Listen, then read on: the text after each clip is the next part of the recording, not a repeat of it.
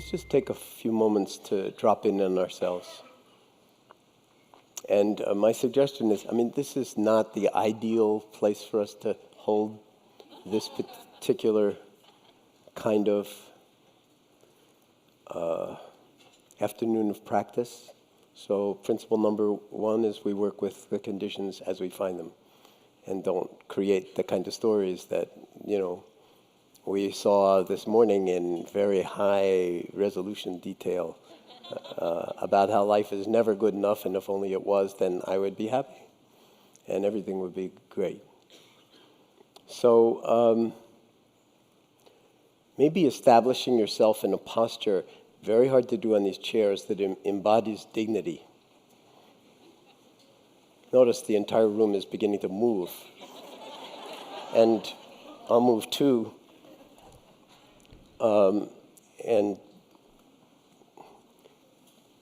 So it's possible to sit even on a chair like that a bit away from the back of the chair so that you're not kind of thrown back like this, but your posture actually embodies wakefulness to a certain degree, alertness. You're not falling forward, you're not falling backwards, you're not sort of listing, you're not crossed your legs, but that you just intentionally focusing in on how it is in the body.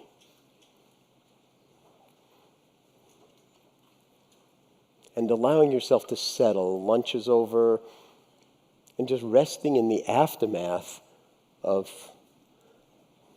the enormity of what transpired this morning. The enormity of it, and not merely for the people on the stage or the people who got the microphone, but the enormity of each one of our relationships or experience to what unfolded if we were paying attention, if we were really listening, if we were in some sense in parallel listening to not what was going on the stage, but what was going on in our own hearts and minds based on each one of those forms that, we filled out. So just that's over, and now we're here. We're going to be here for the afternoon until 5 o'clock. Nobody forced you to come. So acknowledging that it's possible to actually be really here. Body, mind, heart, the works. And that not just me, I'm here, but we together are here. As per the magnificent talk that Dan Siegel gave the other day.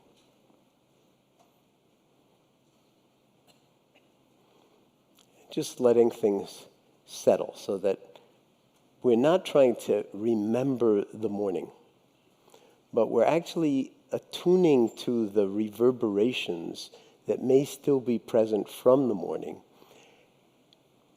And while Katie was inviting us to actually meditate on past moments and dissect the story in particular ways, we're going to let go of all past moments, not necessarily that they will let go of us, and we're going to let go of all future moments, not necessarily that they will let go of us, and drop into this only moment that we have, which of course has the past and future completely enfolded into it, this moment. And be aware of thinking without falling into the thought stream or forcing or conjuring anything at all. So one helpful way to do that, of course, how many of you are brand new to formal meditation practice? Just raise your hands so that I have a sense of it. Almost nobody. Well, first, this is San Francisco, it's a wisdom conference. So how many of you have a meditation practice that's more than 20 years old? Raise your hands. San Francisco. So anyway, it doesn't matter because that's all in time, and what we're really concerned with is no time, the timeless, this moment. And so to that extent, we are all in the same boat. And can we bring our full the full spaciousness of our attending to this moment. And it's very helpful whether you've been meditating forever or you're brand new to it, just stumbled in off the street for the afternoon, to actually ground your attention in the body and sort of feel how it is, the body as a whole, sitting and breathing on your seat.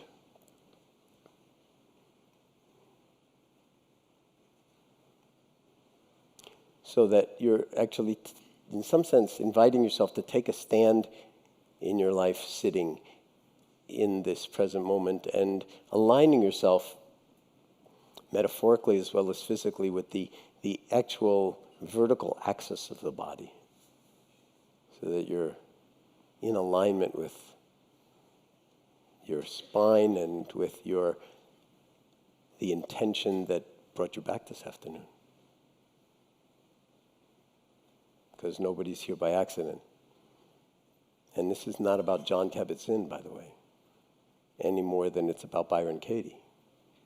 It's about you.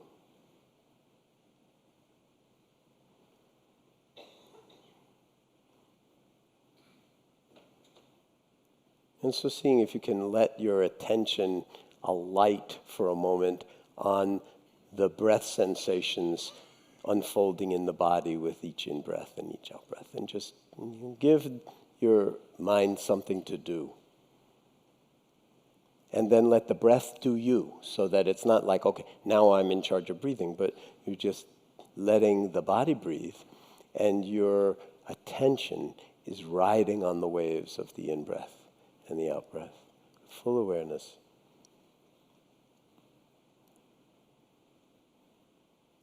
And just seeing if you can give yourself that assignment for now.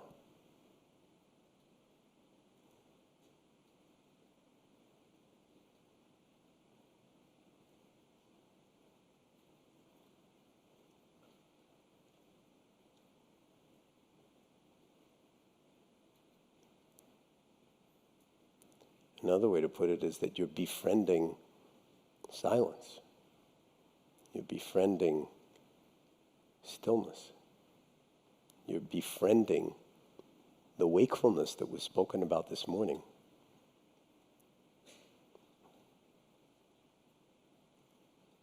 Right in this moment.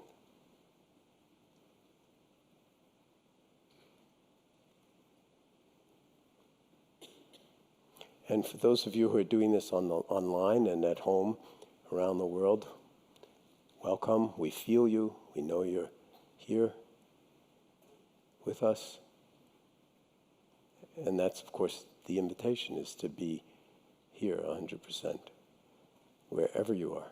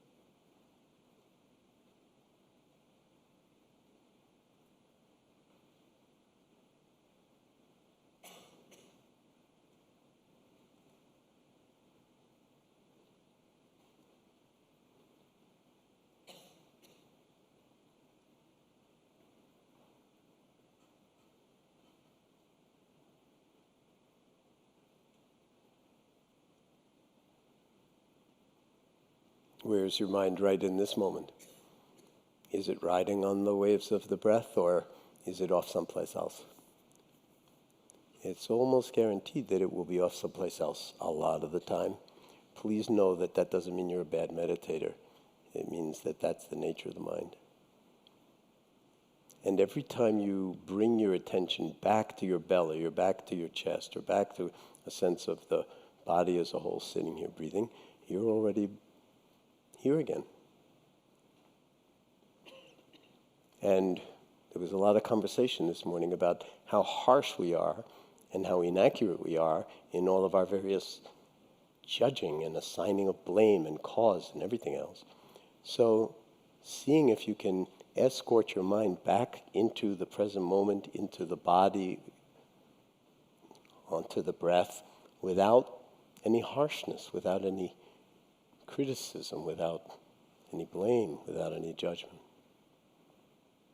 Mind goes off, just notice what's on your mind, bring it back. Mind goes off from the assigned object of attention to someplace else. That's what mind does. Notice what's on your mind now. Bring it back. You're going to have to suffer through a whole day of my clearing my throat. I apologize in advance for the rest of it. As Katie would say, it's perfect. It's not like it would be better if I wasn't doing it. It's just what it is.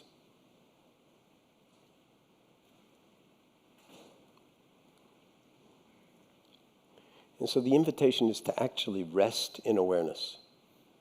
It's not the object of attention that you've just assigned yourself, like the breath sensation someplace in the body. That's the primary concern here. The primary concern is the attending itself, not the object of attention.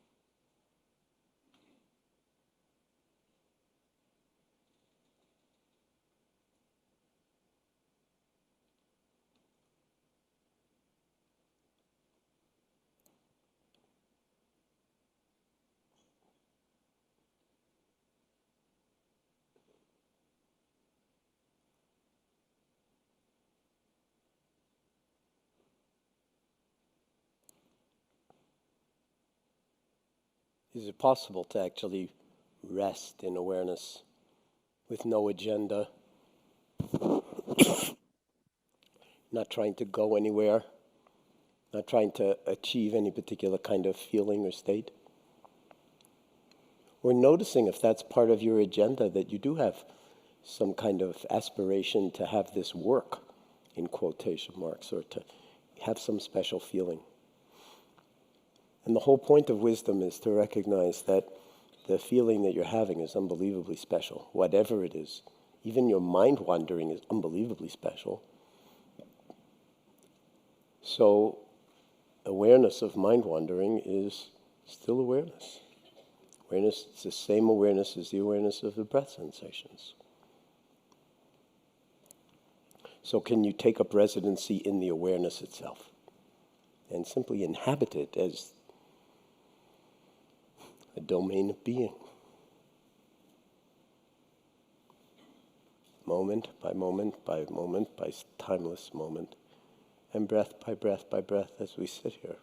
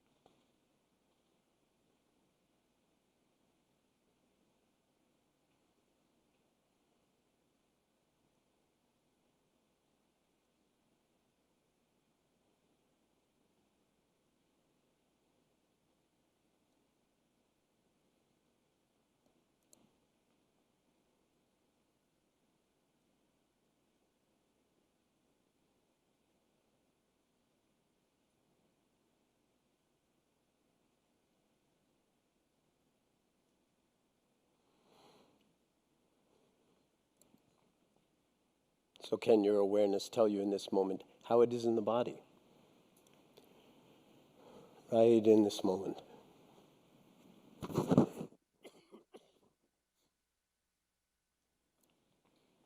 And how is it in the heart right in this moment?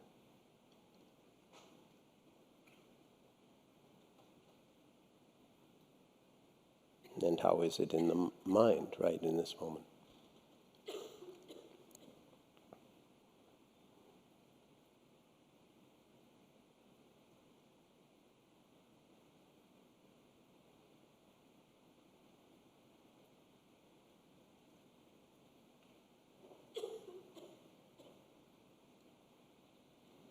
Do you need things to be different from how they actually are right in this moment? Or can you actually sort of put out the welcome mat for whatever it is that arises in the field of your awareness? And just have it be like weather patterns unfolding in the sky.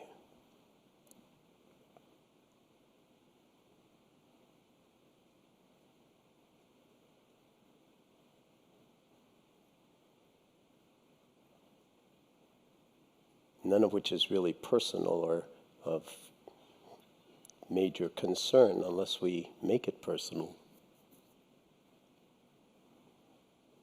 and generate the kind of narratives Katie was dissecting.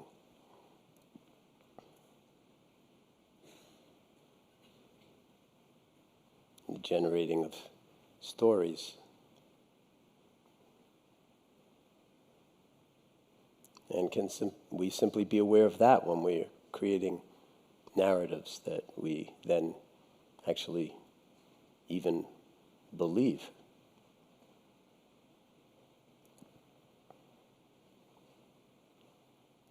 Or can we simply challenge ourselves to recognize the narratives as they unfold and not take them personally, not be caught by them. Just be the knowing of any kind of thought stream that arises.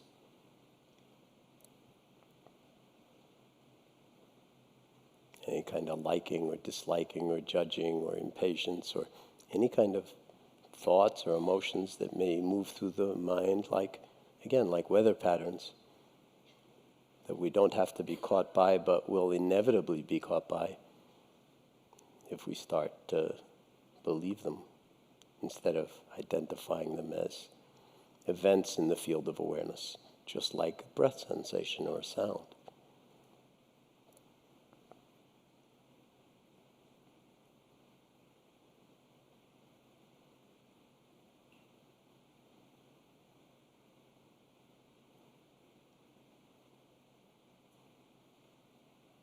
Can you be at home, right here in this moment, with things exactly as they are, in the body, in the mind, in the room?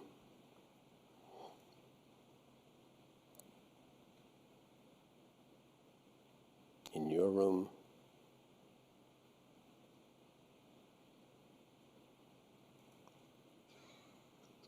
And be the knowing and the not knowing that your awareness already is and actually always has been.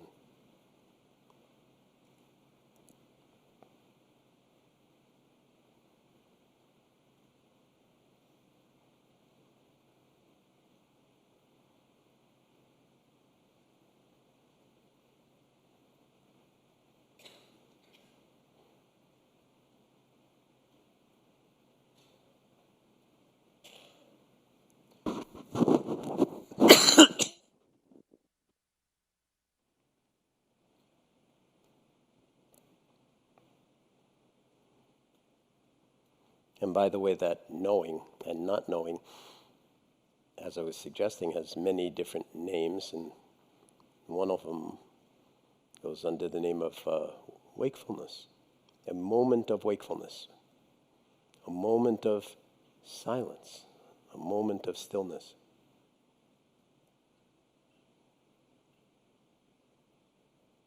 Right here. Always available if we are willing to, in some sense, get out of our own way or even investigate or inquire what our own way might possibly be.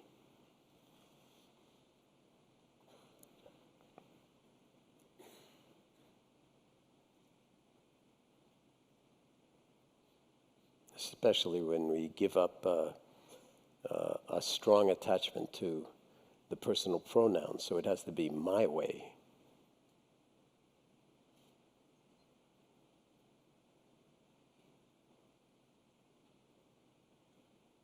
Rather than a way of being, a way of seeing, a way of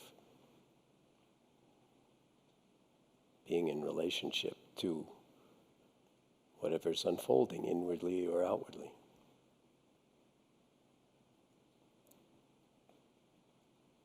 Silent wakefulness. Underneath my voice, underneath the guidance. Always here, always available. and not an ideal that needs to be strived for, but in some sense the default mode of who we actually are when we do inquire about getting out of our own way.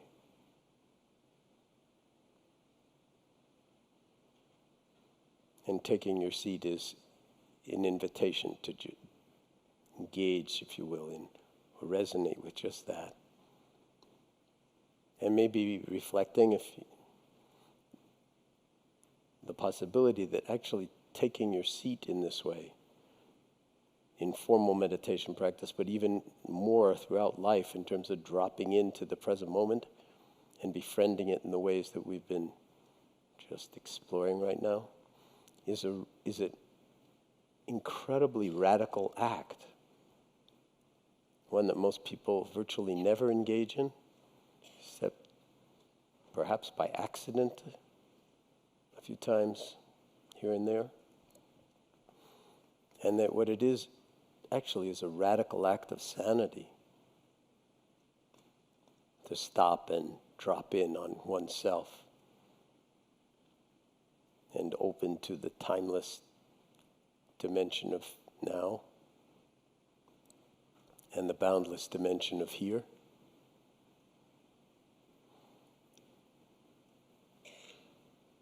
Knowing where our feet are, not conceptually, but feeling, a feeling knowing.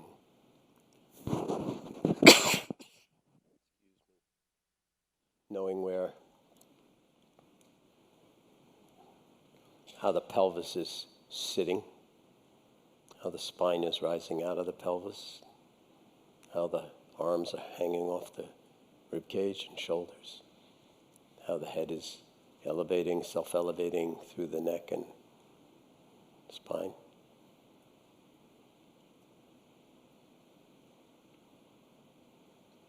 A radical act, not just of sanity, but a radical act of love.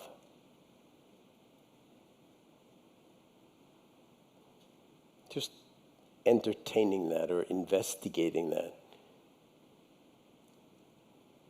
as a possibility right now, that it's not about trying to get someplace better or have some special feeling, but to actually recognize the beauty of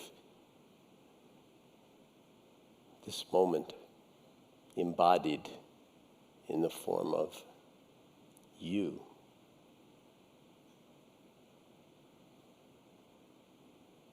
Especially when you give yourself permission to let the narratives just float around there without having to latch onto them as me or mine or true.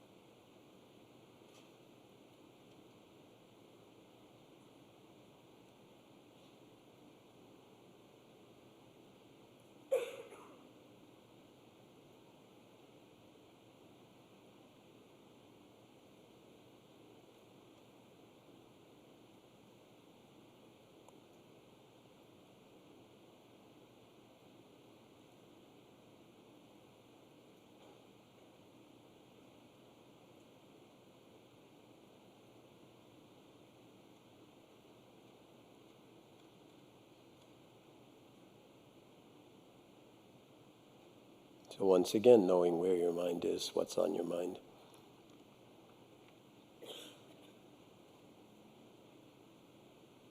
And investigating whether it's possible to be that knowing and rest in awareness without even having to return to the breath or to let go of the thought or anything like that, but to simply let awareness define the space.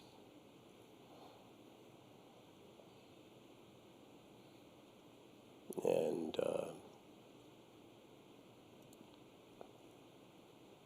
where we can take up residency, permanent residency.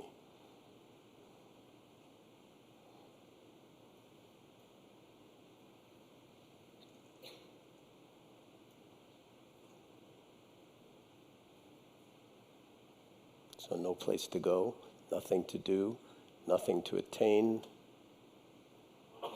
Just this moment, just this breath, just this sitting here, just this being human, just this radical commitment to wakefulness, embodied in the form of you, whoever you are.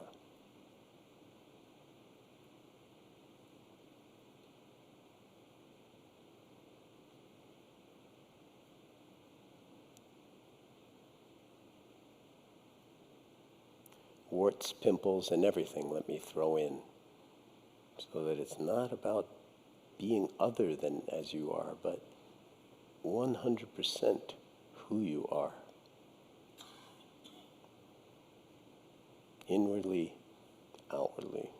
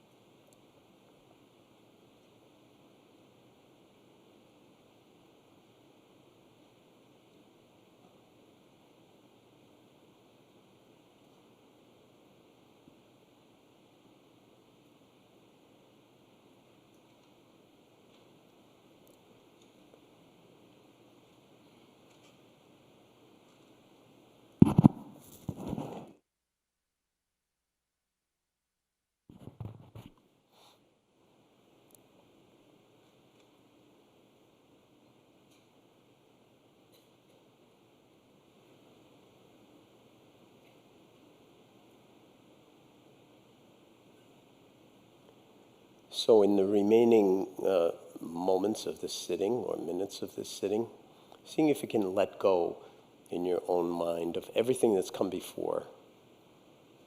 Let go of time altogether. And just be here with this in-breath as if it was the very first in-breath. And this out-breath, the very first out-breath. Outside of time altogether.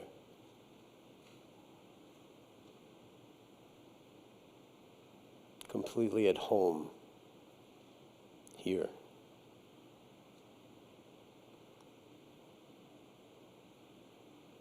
And fully awake, fully in touch, fully attentive, as if your very life depended on it. Which, of course, it does, in more ways than you think, and in more ways than any of us could possibly think.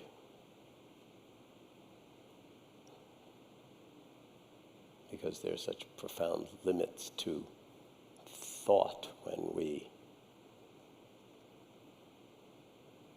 get caught in it. No matter how smart we are. In fact, the smarter we are, perhaps the more dangerous it is. So just this, moment, just this breath, just this sitting here, just this being human, for now.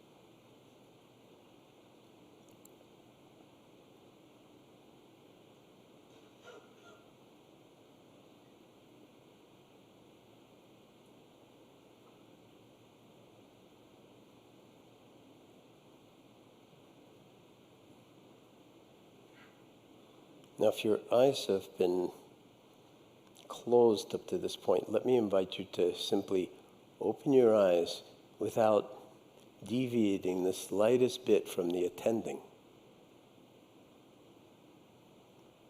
So that we're simply like expanding the domain of experience to include the visual field right in front of us.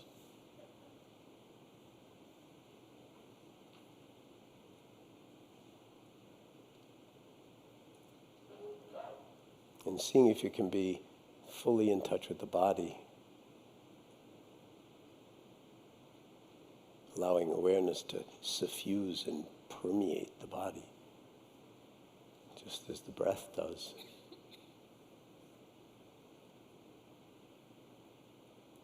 And again, that you're here without any ulterior motive, no gaining idea, no agenda other than to be awake. Not trying to attain some special something. There's no special mindful state. But any condition that we might find ourselves in could be mindful if we embrace it in awareness.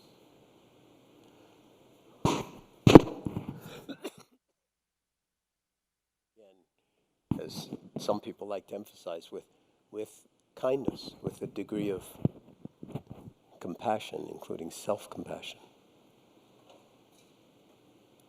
So that there's nothing kind of rigid about this.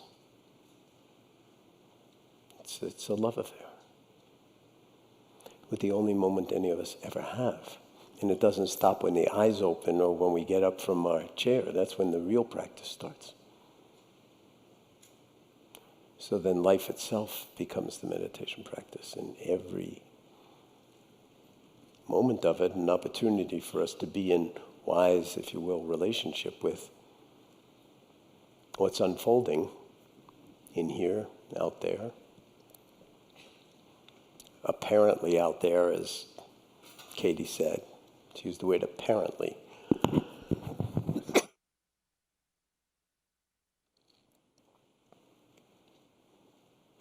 So we make these binary distinctions, these dualisms, and then we sort of go to our graves with them constantly. And we have an opportunity for liberation really right under our noses, right folded into every moment.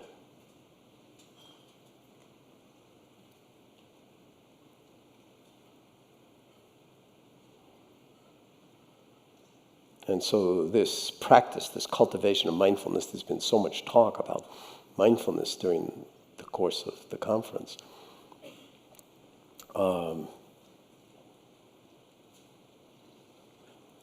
Maybe it's worth saying a few things about it.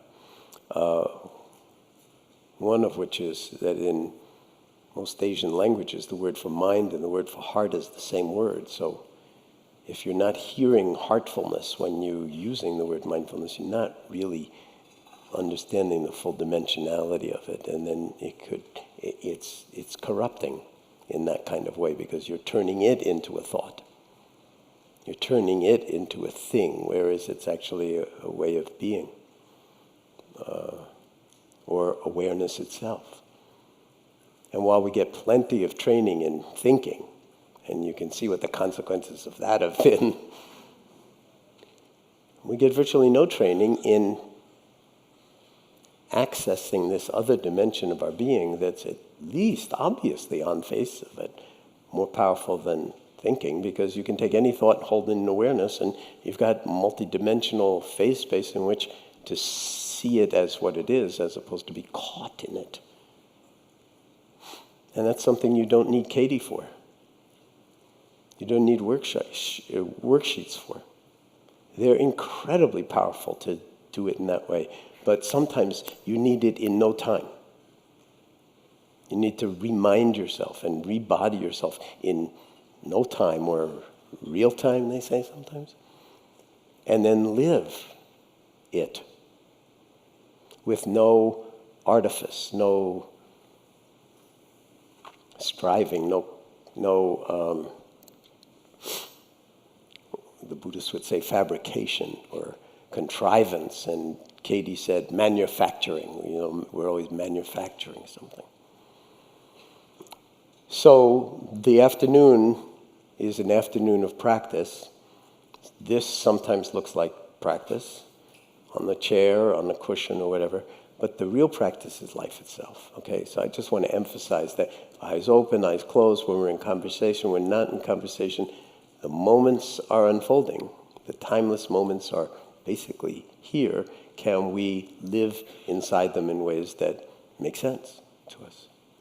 So, because so many of you have been meditating, and so many of you for so long, at least by the calendar, one of the things that I think would make sense at this point is to get those microphones circulating, and we will have a conversation about what your experience was right now. You can also frame it within... How many of you were at the conference for the past 3 days? Okay, well that's like 70 or 80% of you, and you were crazy enough to stay for this day. I just want to point that out to you. I mean, that's non-trivial. It's a non-trivial commitment to something. So one of the things that I'm interested in terms of framing our conversation or our inquiry together, our dialoguing together, is your motivation. What the impulse was to come today, when you could have very easily said, I've had it, I'm burned out, I've heard enough mindfulness, I need to go to the movies. And you didn't. You came here.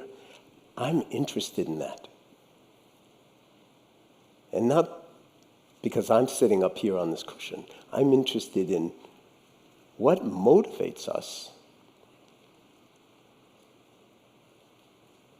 to align with what's deepest and best in ourselves, even though, and I think we can all recognize it, this is non-trivial work. This is the hardest work in the world, framed in a certain way. And on the other hand, it's not work at all. It's play, it's love, it's effortless, but it's kind of a funny kind of tuning of the instrument, and this is a classical image, where too tight, the string is too tight, you don't get a good sound. The string is too loose, you don't get a good sound. So it's a kind of continual sort of tuning of the field of wakefulness. And it's got to be the hardest work in the world for us human beings to even string 2 moments of mindfulness together. Would you agree? I mean, it's non-trivial, right? And yet, look how many people are here for an extra day. And not just that, you could have all left after Katie. I mean, God, wasn't that enough? You want more?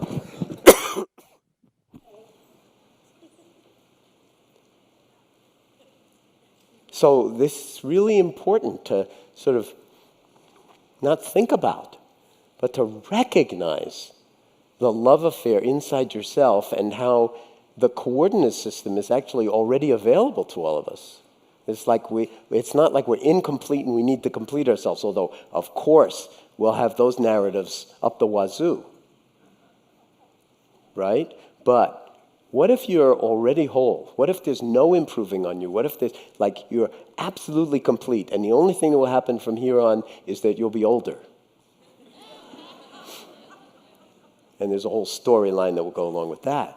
But what if, for now, it's just like this? Just like this. The good, the bad, and the ugly.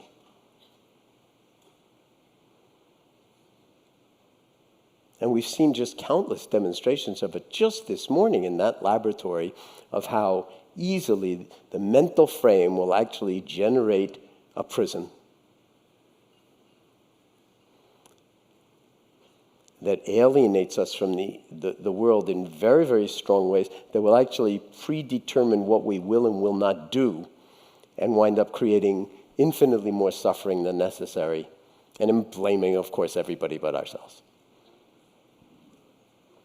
So where are those microphone runners?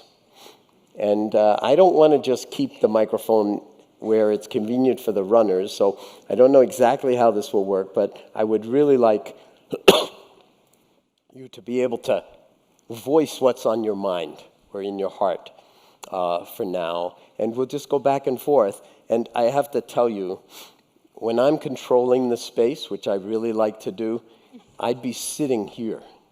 Okay, but they say that if I sit here, then in terms of the filming and the web thing and everything, that I'll look like in darkness or whatever. But I like to be as close as possible. Hi, Mark. So good to see you. And so good to see so many old friends and new friends and new faces, and to actually feel the embodied intentionality of enough of a dose of wisdom to know that it might be worth practicing non-doing together with 700 or 800 other people, or how many other people in this room, practicing non-doing, non-getting anywhere, non-striving, for once. So who's got a mic? Talk. Okay. Yeah, go ahead. You asked why we came back today. Yeah, hold the microphone a little closer. You asked why we came back today, and for me, it's curiosity. No, I didn't ask. I just observed that you did, but it's fine if you want to say it. I'm sorry. I thought that was what the question was. There was no question. I'm here because I'm curious. Can you say a little more? Curious about my profile, or why I'm coughing, or what are you curious about? It's a good question. If I knew that, I probably wouldn't need to be curious. Okay, and who is curious? I'm not saying you should answer that, but I think that it might be interesting for you to even ask, what is this curiosity? How is it emerging? What is the feeling tone of it, even in the body? Because you're making, sort of major decisions. Like, none of us have time to waste. So when you're curious and you opt, or you choose, you opt in to something that if a lot of people walked in from, the tourists that are walking around this building, they came in here and they saw what we were doing, they think they were in a lunatic asylum. Seriously. And they would say, oh, however many people in the room doing nothing. We're not doing nothing. We're doing the hardest work in the world. We're practicing non-doing. Big difference between non-doing and doing nothing. A lot of the people who are meditators, they're extremely accomplished people. Get a lot done. It's not like, oh, just like slackers.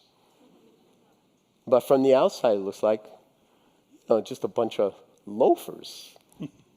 So, anything else coming up for you?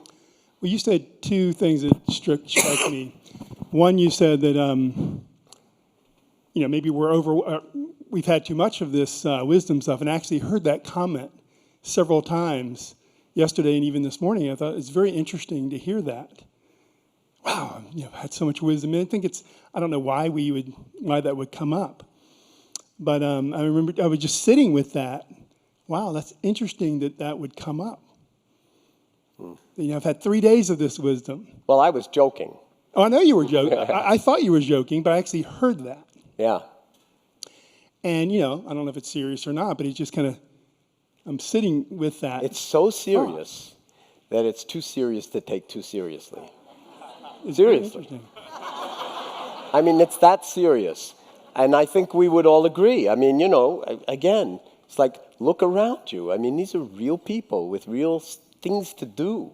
I mean, does anybody not have anything to do? You just came because you ran out of your to-do list? I don't think that happens nowadays. The very fact, I hope you've all shut off your devices, let me just say, because you could be here pretending to be here, but just checking or your whatever accounts you. Don't do that for the rest of this time. I should have said it at the very beginning, but I was too busy coughing. Actually, that's why I'm here, because it's the best excuse I can think of to get rid of my to-do list. Wonderful. Okay. Yeah, and so this is number one on your to-be list. Exactly. Yeah. You don't need a number two. Agreed. Thank you. Thank you. Thank you. Okay. Anybody else? I'll be Microphone? happy. Who has? Here, one here on your right. I'll be Okay, happy let me go to this be side. Number two. We'll go back and forth. That way I'll get some of my Yeah, you workout. get some exercise. Hi. When my counselor in 1992 told me to get the book Full Catastrophe Living, I got it. And I thought, this title, this man is never going to sell more than 10 books. My question is, why is our mind set up in the way that makes it so complicated to be in reality rather than in this craziness? Why do you want to know? Or even, who wants to know? In other words, why are you asking that question? Because that's really very much thought-based, is it not? Yes. Okay, so what's underneath that? Where's the question actually coming from? Well, I see evolution, and it has served most species that have survived pretty well. Yeah. So why do we have this serious duality? I don't know. Maybe it's my ego asking. I don't know. So frame the duality a little bit more. It's almost like we're schizophrenic in two different countries, different pieces. So and let's keep our it task personal. is to hold. So I'm schizophrenic. I'm schizophrenic, perhaps. And you're feeling pulled apart? Yes. Okay, can you say something about the pulling or the... Well, it almost feels like part of me has to police the other part. So the doing and the being? Yes. So to speak? Yes, yes. Yeah, and you want me to explain why that is? Well, I thought maybe... Or would you prefer how to liberate yourself from it? I'm not going to explain either, but... Well, okay, if... Yes, liberate myself from it. Yeah, okay. Well, I'm guessing that's why you're actually here. It's because some deep impulse is to liberate yourself from that sense of being eaten alive, pulled apart. We have so many different ways to talk about the stress in our lives and being, bandied from pillar to post, so to speak. And this close to living a satisfying life and yet not feeling that we're living a satisfying life. Would you say that that's fair? No, I have a great life, a very satisfying life, but I do see all this mayhem all around me, and I realize that I've learned that the only way to get to be a contributor in peace would be to heal the split. Heal the Split. split. Why? So why is it even there in the first place? What's the evolutionary purpose of it? Yeah, well, a lot of people write about that stuff, and we are primed to, in some sense, go with our fear because fear can save your life. Yes. So Yeah. if there's a kind of selection pressure for being very, very sensitive to whatever forces that are out there that could destroy you in a second, like because you're lunch for them, then you tend to sort of fall into seeing things in a particular way, or it expresses itself in the body like that. But we have other aspects of ourselves as well that may be critical to the future evolution of the species, and for that matter, the future well-being of the planet as a whole. And so what we're talking about is actually recruiting those dimensions of our being to actually attenuate some of the evolutionary instincts that we may have for self-preservation, where our definition of self is much, much too small. Okay. So that would be one way of thinking about it.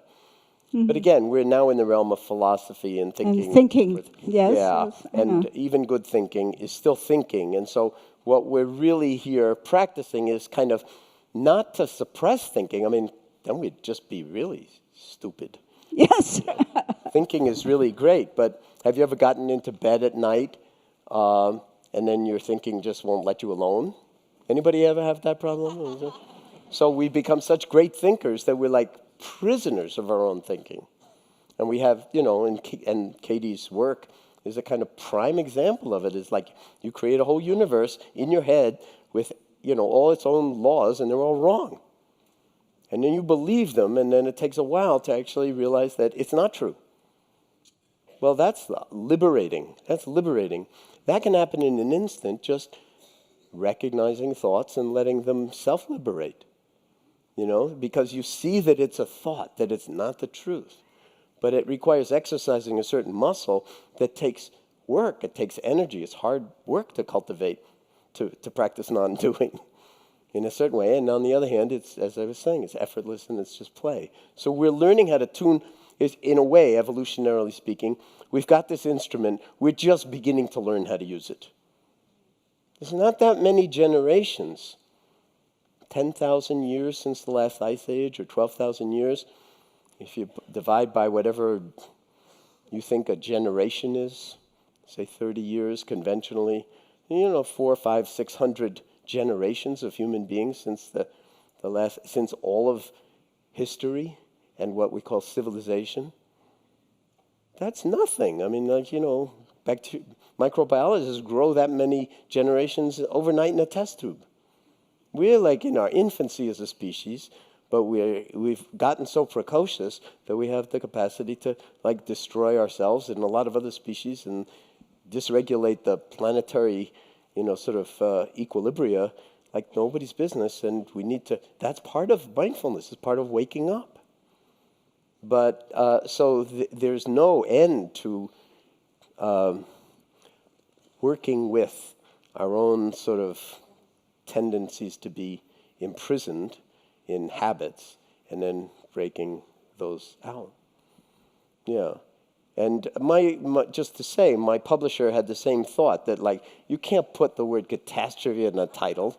Nobody wants to buy a book, with the word catastrophe in the title. So just parenthetically, I worked for 2 years to try to get rid of that title. Because I thought he knows better than I knew. I couldn't get rid of that title. That title is like the title of that book, and it turns out that it's sold a few more than 10 copies. Yeah, and actually, if you could say, I started the stress reduction clinic at the University of Massachusetts Medical Center in 1979. If you think back to 1979, any of you here who could think back to 1979, the first thing you'd say is, 1979, what stress? I mean, they had stress in 1979? Compared to now, I mean, it's like unbelievable. But, you know, if the title, when that book came out in 1990, Full Catastrophe Living, I think everybody recognized that we are far more into the full catastrophe of the human condition now in a certain way than we were in 1990 or in 1979 or in 1879 for that matter. It's like we're like the autoimmune disease of the planet, Earth, the human species, Homo sapiens sapiens. We're the vector of the disease and also the first victim. So, but what if we wake up? Then you can write yourself a restraining order. A la Katie. Question your own coordinate system, your own maps.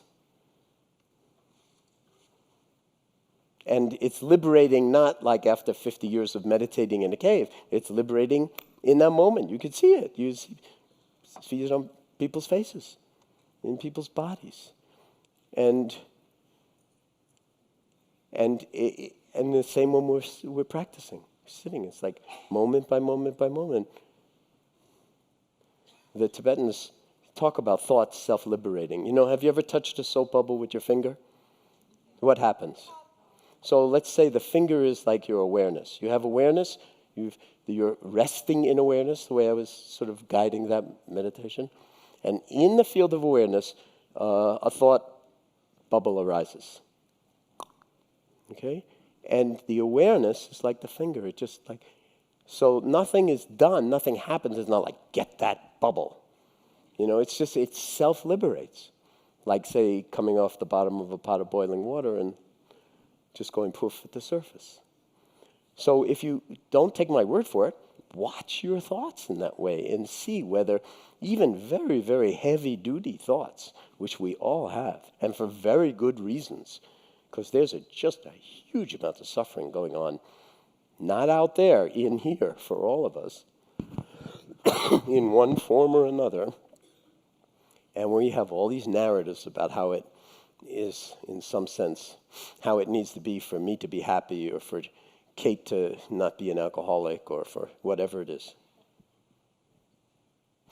Another microphone? Okay, I'm going to go wander over here. Yeah. Oh, somebody close to the middle. Good. Hi.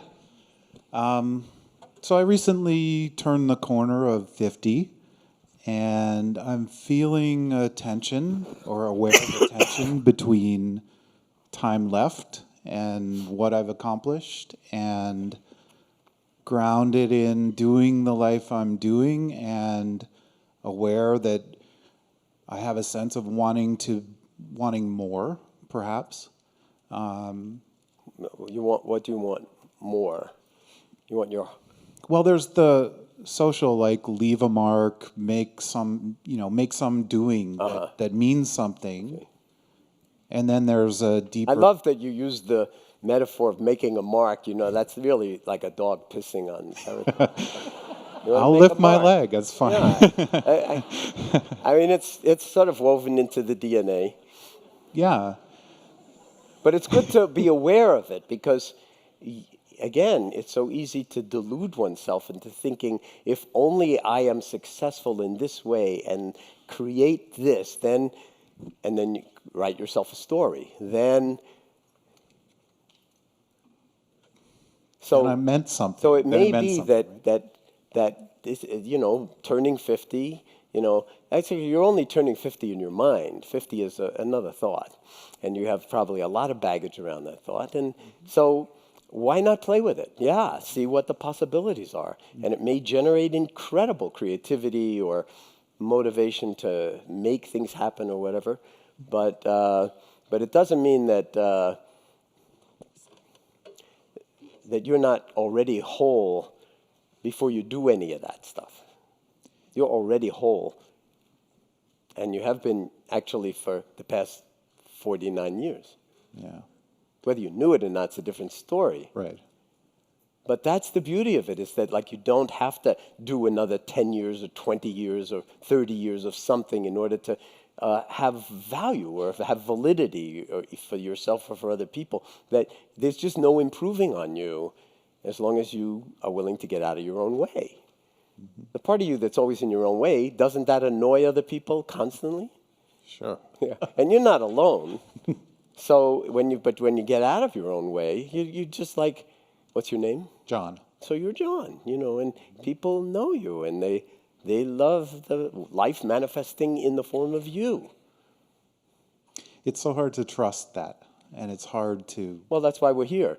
Because it's that hard. is why I'm here. Yeah, So you asked, where you didn't ask. No, I appreciate You mentioned. I'm for being as provocative as I can be. So even though I didn't literally ask, I did ask. Yeah. And I welcome your saying that. Yeah. So, but I'm interested in and curious about it's so hard. Yeah. What is so hard? There's a vision that it's not enough. It's never enough. Like there has to be a more that I'm doing. What is the it? The It's not enough. Yeah. Is there something else that wants to go in the place of the it? Yeah. I have a job that fulfills me. Okay. And reflects who I am. And I have a question of, is it the right way for me to bring myself to the world? Put it that way. For now. For now. Now, at this point in time. Yeah. Or do you need something new? Wonderful. Yeah. So how are you going to know? That's a good question. You're going to think about it? Totally got to like game that one out and plan A, B, C, D, right? Oh, sorry. But do you have other intelligences that could be recruited to that koan, if you will, that Zen koan? Right. Well, there's... What is John's true work on the planet at this particular juncture in life that he thinks is turning 50? Yeah. I know some things about Yeah, you don't have to answer that. I mean, it's like that's the koan. That's what you ask. Like, what is my job on the planet with a capital J? Now. Yeah. It may be leaving your job, or it may be doing your job with a whole new orientation, or, who knows what it would be, but it'd be fun. Yeah. Why? Because you'll be in alignment with what you love. And you'll be listening to that part of you that says, if I'm understanding you correctly, is this enough? Mm-hmm. Okay.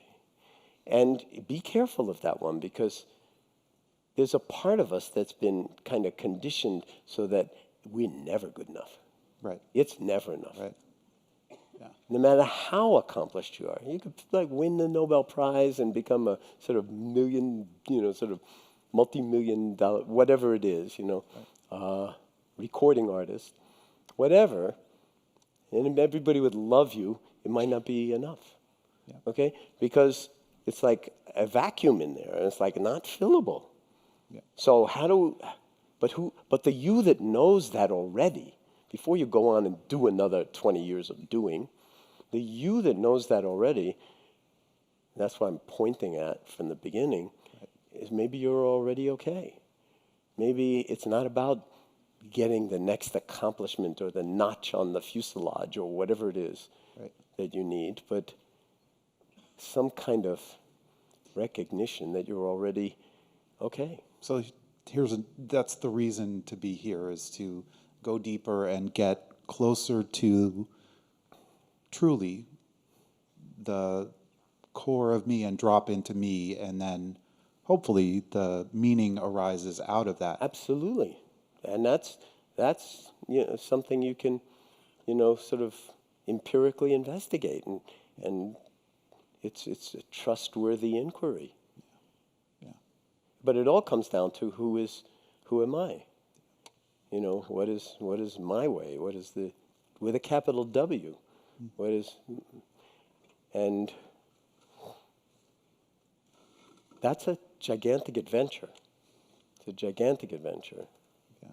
So, welcome. Thank you. And so when the doing, just to finish that, when the doing comes out of being, I mean, you think, oh, what a waste of time, these stupid meditators, all they're doing is sitting, and they just don't do anything. But when you're the doing comes out of being. It's an entirely different kind of doing.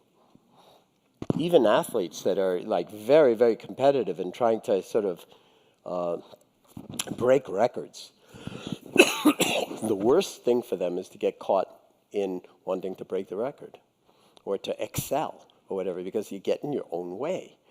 So, and a lot of athletes now on a lot of different sort of world-class levels, they're meditators, because when their doing comes out of being, it's, first of all, it's effortless in a certain way. Another way, it's like, you give it everything you have, but it's not whoever you think you are giving anything. It's who you actually are in complete alignment with what's called for. And then win or lose, I mean, it's just beautiful. George Mumford was here. I don't know if he's still here, but George Mumford, trained the Chicago Bulls in their championship years in mindfulness, and then also trained the LA Lakers in mindfulness in the championship years. I mean, his son, and these are very, if I can characterize it this way, very tall people who are all multimillionaires trying to get a ball through a small hoop. And the fact that they're interested in having a creative edge that might come out of non-doing is very interesting. And the Warriors, who are like, that sort of top basketball team at the moment, they practice. They meditate in their own ways. Seattle Seahawks, Mike Gervais was here from the Seattle Seahawks, trained the Seattle Seahawks in mindfulness. So the fecundity of being and doing is like really a generator of wisdom. Especially when you let go of the result and you put all the energy into the love. Another mic? I have a question over here. Okay, yes, I see. Hi. So something I struggle with is being mindful, being in the present moment, kind of going with the flow, accepting what is, along with, all right, I want to grow, I want to be better, let me think about my future, let me shape it in a way that is in alignment with who I am. I would love to know your thoughts on planning for the future or thinking about the future, but from a mindful and truth, from like a pure mindset. How would that work? Oh. Well, when is the only time you have for planning the future? No. Now, okay. So already you're ahead of the curve if you know that, because you can then drop in, and rather than fabricate a future, you can let what wants to emerge come out of deep listening, out of inquiry, out of love. So I asked the question, I framed that question before, which is, what would you, maybe I framed it slightly differently, what would you love so much you'd pay to do it? What would be your contribution going forward that you love so much you wouldn't have to find somebody to make it happen, you'd find a way to make it happen?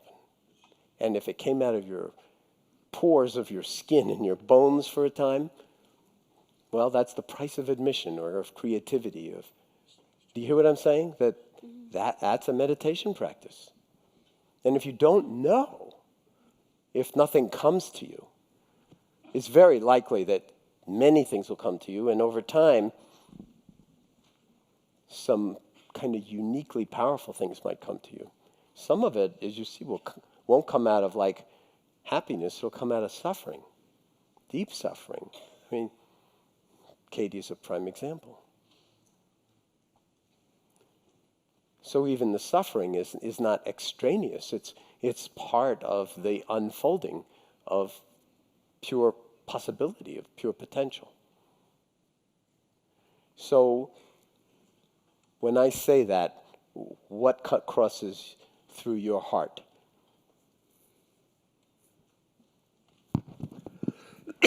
Right. I just thought of finding my truth and continuing to do what I love, what brings me joy. Did you say continue to do what you love? Yeah, So you're already doing what you love? partially, not full time, let's say. But you have an intuition about what that is and Yeah. how it might evolve and unfold? Yep. You go, girl. It's there, still working on it. What's that? It's there, something's there. but Here, not there. Here. Here, yeah. You see the separation? If you, it's there to work on. There's me, and then there's the thing that's out there to work on. My future, when it all comes together for me. Why don't you bring it in? It's here. If it's gonna come, it's gonna come from in here. Right. It might come in the form of an intuition. It might come in the form of an insight. It might come in the form of a longing. But it requires deep listening. Deep listening. And also patience. You have to be willing to wait. There's a beautiful line from the Tao Te Ching about having the patience to wait for the mud to settle by itself. Which of course is a metaphor for the mind. Just do you have the patience to wait for the mind to clarify by itself? So one way to do that, of course, is to have a formal meditation practice that you give yourself over to on a regular basis, not necessarily for long periods of time, although it's good to do that and also good to go on retreat and train with a lot of different teachers, maybe in even a lot of different traditions, but to just let what wants to emerge, because the mind and the heart are open.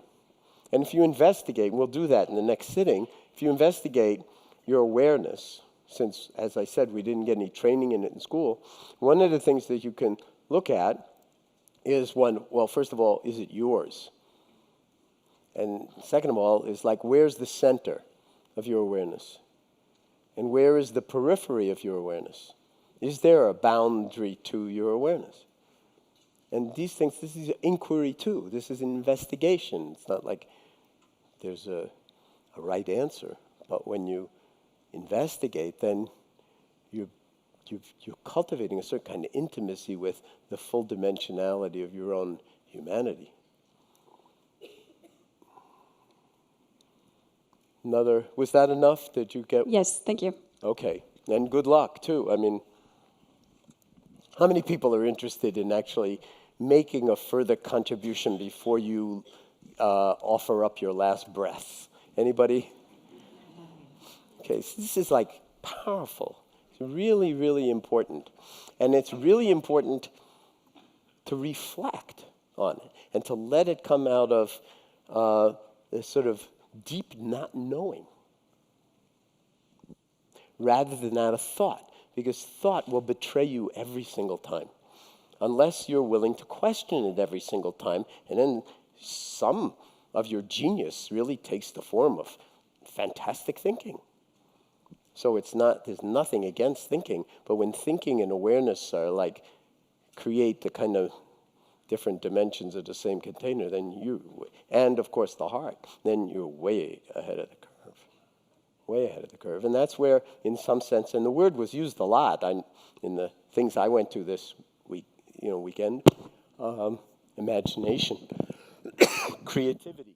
Where do they come from? A lot of it comes out of silence. A lot of it comes from not knowing, not having an agenda, getting out of your own way.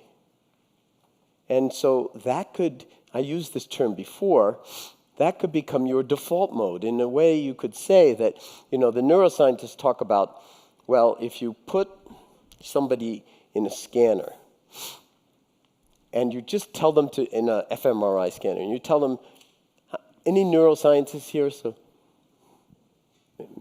oh, good, I can get away with saying things that probably are all wrong.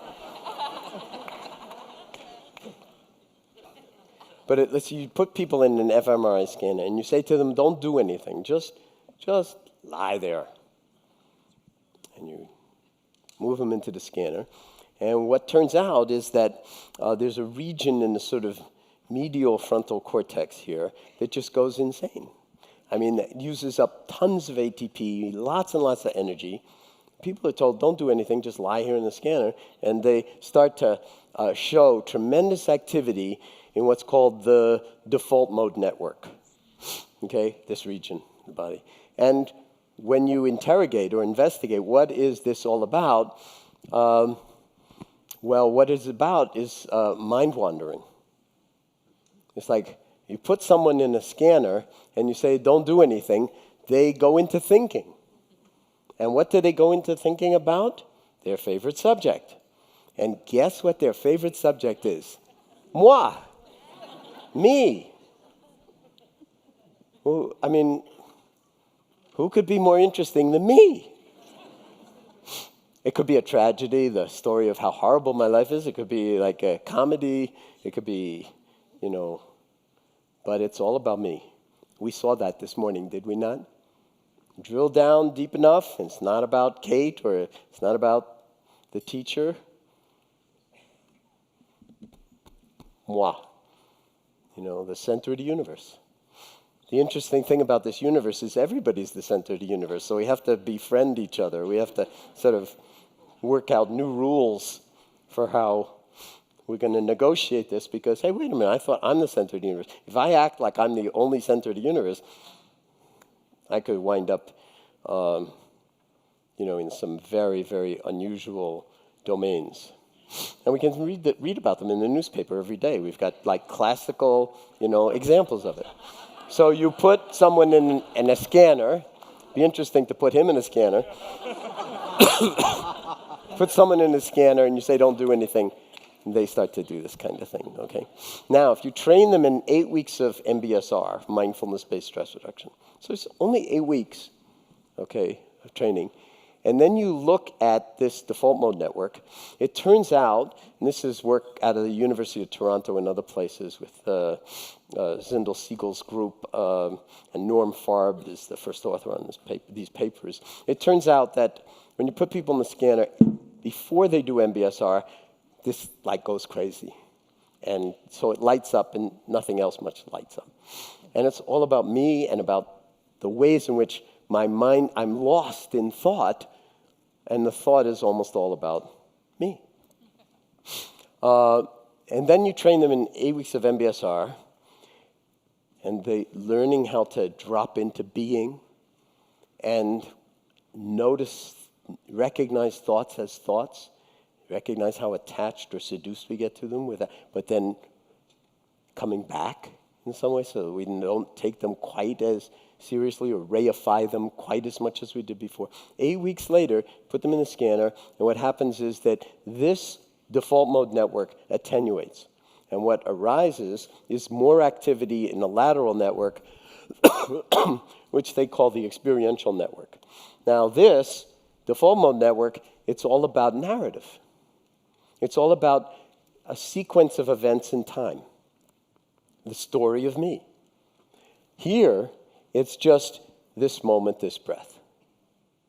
And a whole universe of experience not linked to narrative. And then these become uncoupled. Now, you do need the story of me. I mean, when you go to the bank, for instance, and they ask, who are you? And you say, oh, I've been practicing meditation for quite some time, so I'm not going to get caught by that question. And you say, I don't know. And then you want to cash a big check. Probably not going to be too sort of auspicious an occasion. There's a funny Sufi story about that where this wild, crazy man, Nasruddin, goes in to cash a big check in the bank. And they say, in his classical robes and so forth, in Baghdad, can you identify yourself? So he pulls out a hand mirror, looks at it and says, yep, that's me all right. So these are like deep questions, like who am I? What am I? And the thing is, so the narrative can be uncoupled from the attending, the experiential, non-narrative, present moment network, and then you've got, what do you have? You've got some approximation of a higher intelligence. because you need this, or you'll. But if you don't, in some sense, hold it in balance with the present moment unfolding, then you're basically imprisoned in your narrative. And we've seen the consequences of it this morning. And even if we didn't see the consequences of it this morning, all you need to do is sit down with your own mind for 5 minutes. And you'll see how many of you notice that, whether you've been sitting for 60 years or for 60 minutes. You sit down.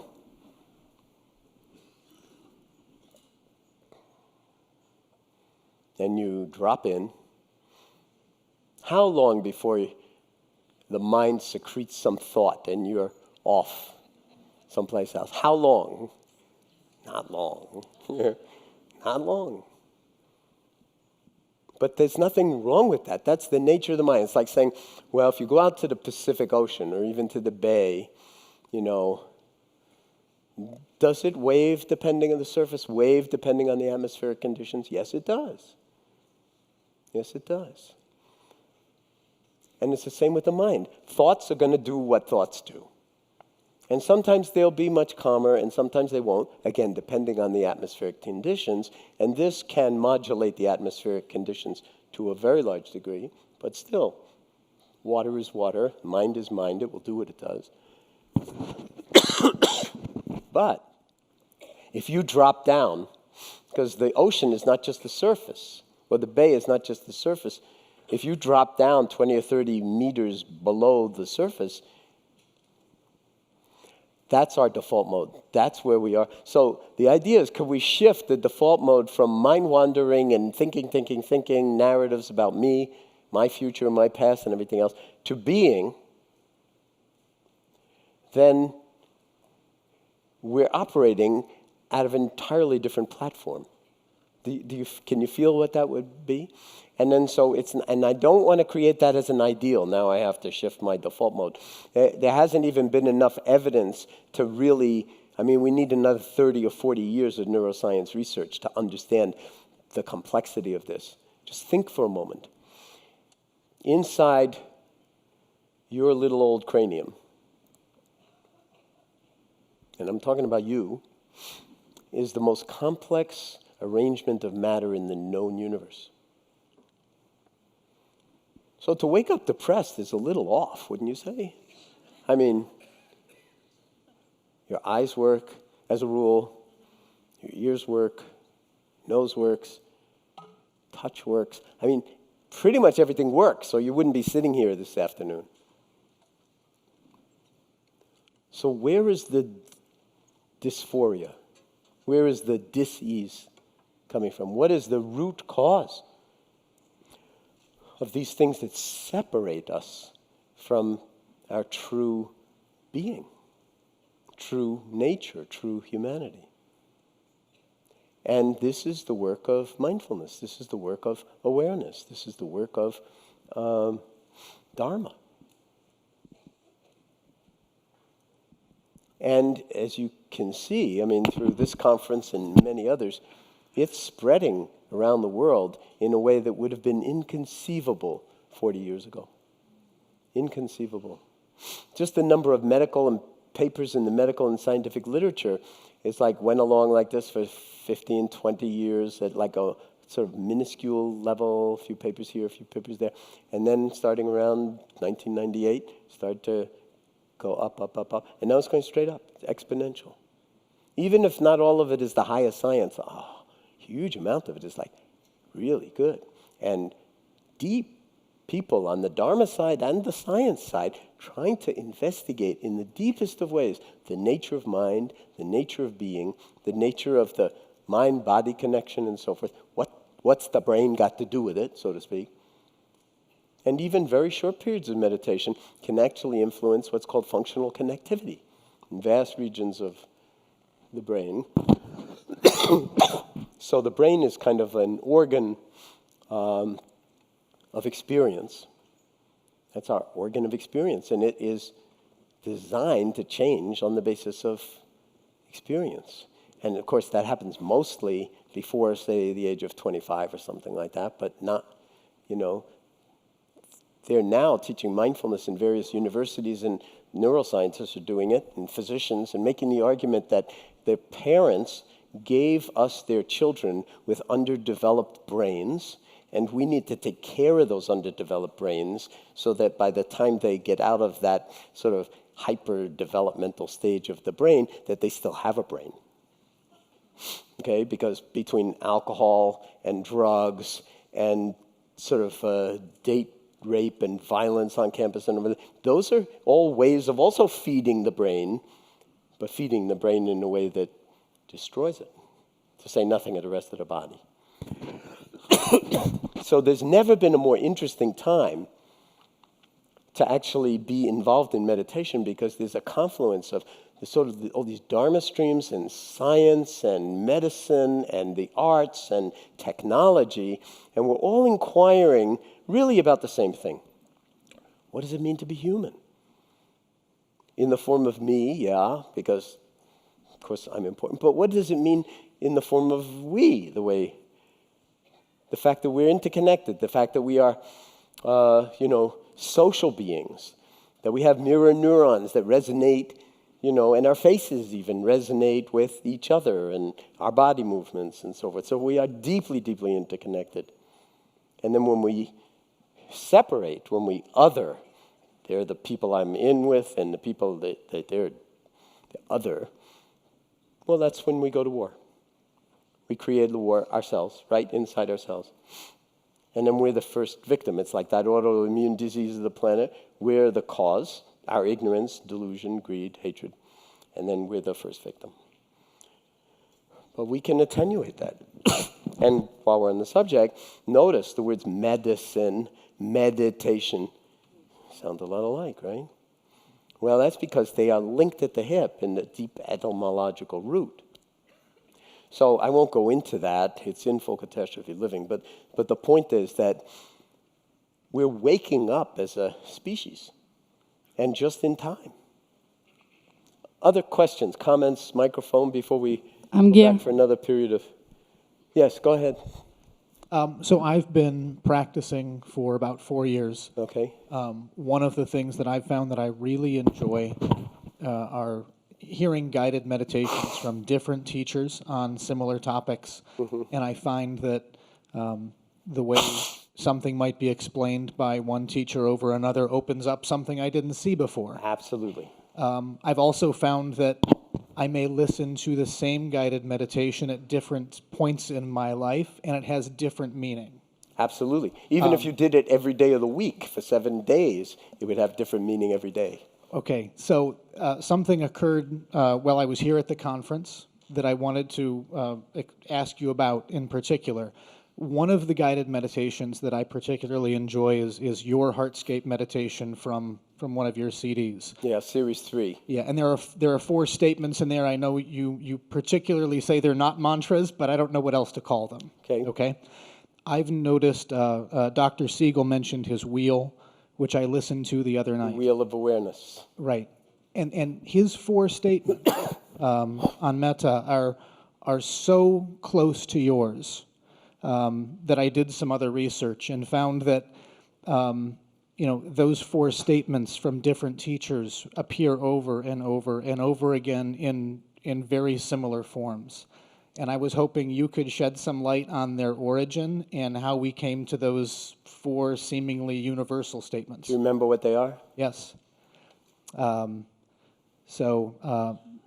Yours are, may I be safe and protected and free from inner and outer harm.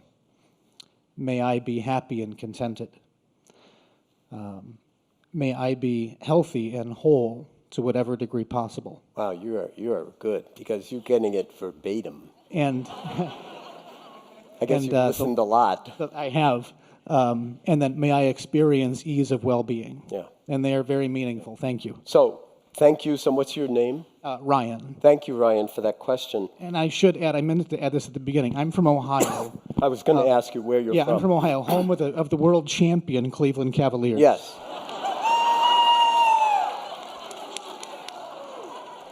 And LeBron. And LeBron for the time being. He may leave again. Listen. So thank you very, very much, first of all, from being from Ohio and from Cleveland. And for that question, and I'm just touched that you know those phrases verbatim. So you've noticed those in different forms with a lot of different teachers, and you want to know what the source is? Well, I have an idea what the source is. I'd be interested in hearing officially what the source is and kind of how those became identified as. Yeah, well, the source is a teaching from the historical Buddha called the Metta Sutra, the Loving Kindness Sutra. And so, Sharon guided at least one while she was here, Sharon Salzberg.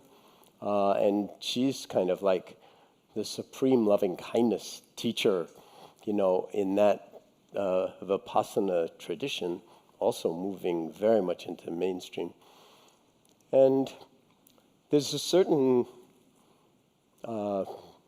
logic to it that's just really powerful. And it does originate with the Buddha in that form as a practice, as far as I know.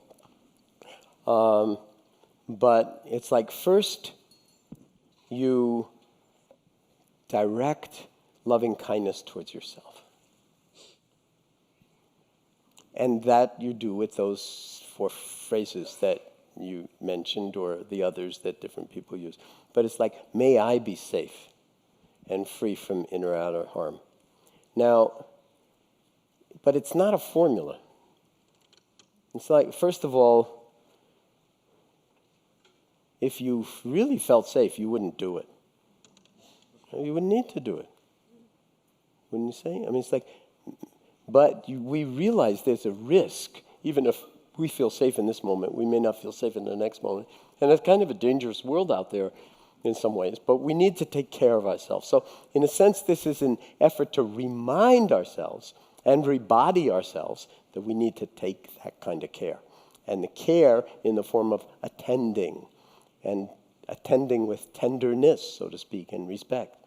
So may I be free from inner and outer harm, to whatever degree possible. Excuse me. May I be happy and content. May I be healthy, again, to whatever degree possible. So, I'm a perfect example at the moment. All of us are healthy to a degree at one point or another, depending on how you define health. And may I live with ease of well-being. It's like an invitation for this timeless moment to be that. Not to impose it as an end point, but to open to that as not like a possibility, but as the actuality of you're already safe in this moment. You're already whole in this moment, which is the root meaning of the word health.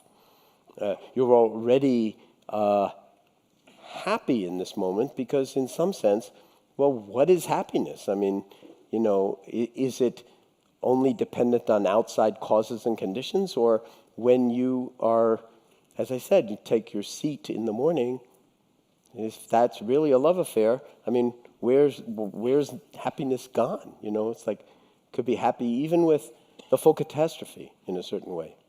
Because it's non-dual. It's not like I'm happy and everybody else is miserable, or I used to be miserable. It's like I'm with things as they are.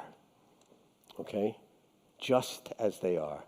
And the happiness then is not happy because of this happened or that happened, but the fundamental beauty of life expressing itself in a way that recognizes deep interconnectedness, and so compassion arises naturally out of that.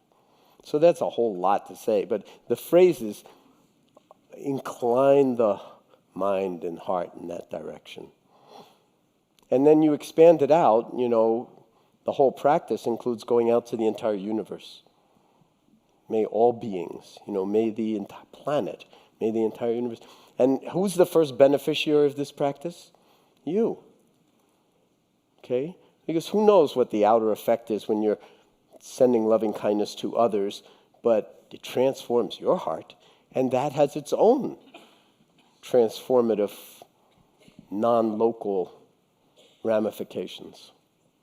So I'll leave it at that, but thank you for, does that kind of answer your question? It does. Thank you very much. Okay, thank you. John? So, yes. Oh, I'm sorry. Another microphone? Yeah, my name is Michelle, You can and I'm see that there's an occupational hazard in this kind of dialogue, is that it will go on forever. So one of the things that I wanted to point out to you is it's not like, oh, it would be better if we're meditating. If you're really paying attention, this is meditating. Okay, this is inquiry, this is dialogue. And at the same time, it is valuable, and I do want to get back to it, to drop into a little bit more silence, since it's kind of, in some sense, primed by this kind of conversation, that it kind of invites us to drop in perhaps a little bit, with a little bit less contrivance and a little bit more love. Yeah. My name is Michelle, and although I was born in Cleveland, I now live in Southern California. Oh. And I wanted to acknowledge, as a student, as I attended the workshop this weekend, in the workshops that you were not teaching, you were attending. And what I greatly appreciate is that you didn't just drop in to do a workshop, you came to experience and to give your energy to everyone here throughout the week, and it shows very much in what you're presenting this afternoon. So as a student, I greatly appreciate that. As a, Thank you. thank you. I have to just say in my own defense that I'm trying to learn as much as I can from everybody. Yes, I understand. And as a student and as a teacher as well, one of the things I've noticed is that there is some confusion over mindfulness and meditation. Yeah. And some people use the word mindfulness and replace meditation. And yet, Sogyal Rinpoche and yourself, I've heard, clearly delineate the two. And I wonder for the group if you would do that for us. Well, mindfulness is a form of meditation. The word meditation is a little bit like the word sport. You know, there are lots of different kinds of sports. There are lots of different kinds of meditation practices. But mindfulness is a meditation practice. It's not some sneaky, sort of smoke and mirrors to pretend that it's not. It is a form of meditation practice. But I have a shirt that I never wear, but someone once gave me a T-shirt that says, "Meditation is not what you think." And actually, that's a chapter in Coming to Our Senses. It has that title. But the word meditation carries a lot of different meaning for a lot of different people. And some people think, oh, if you let your mind be still, it's the work of the devil. And then, all sorts of stuff will come of that and so forth. So a lot of it has to do with accrued belief systems that just accrete to the words and then make it almost impossible to understand what the real thing is.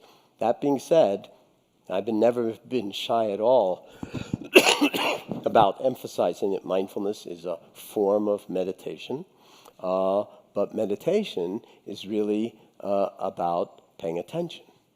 So it's very hard to argue with meditation being about paying attention, because then it doesn't have this overload of all this cultural and religious baggage that can, and it's not to say that there's not power in a great deal of that, but the essence of the meditation practice, when you attend, everything else unfolds from there. Everything, because the universe is interconnected, but you don't have to specify it in such a way that 99% of the people will go screaming from the room thinking that they've been, sold a bill of goods.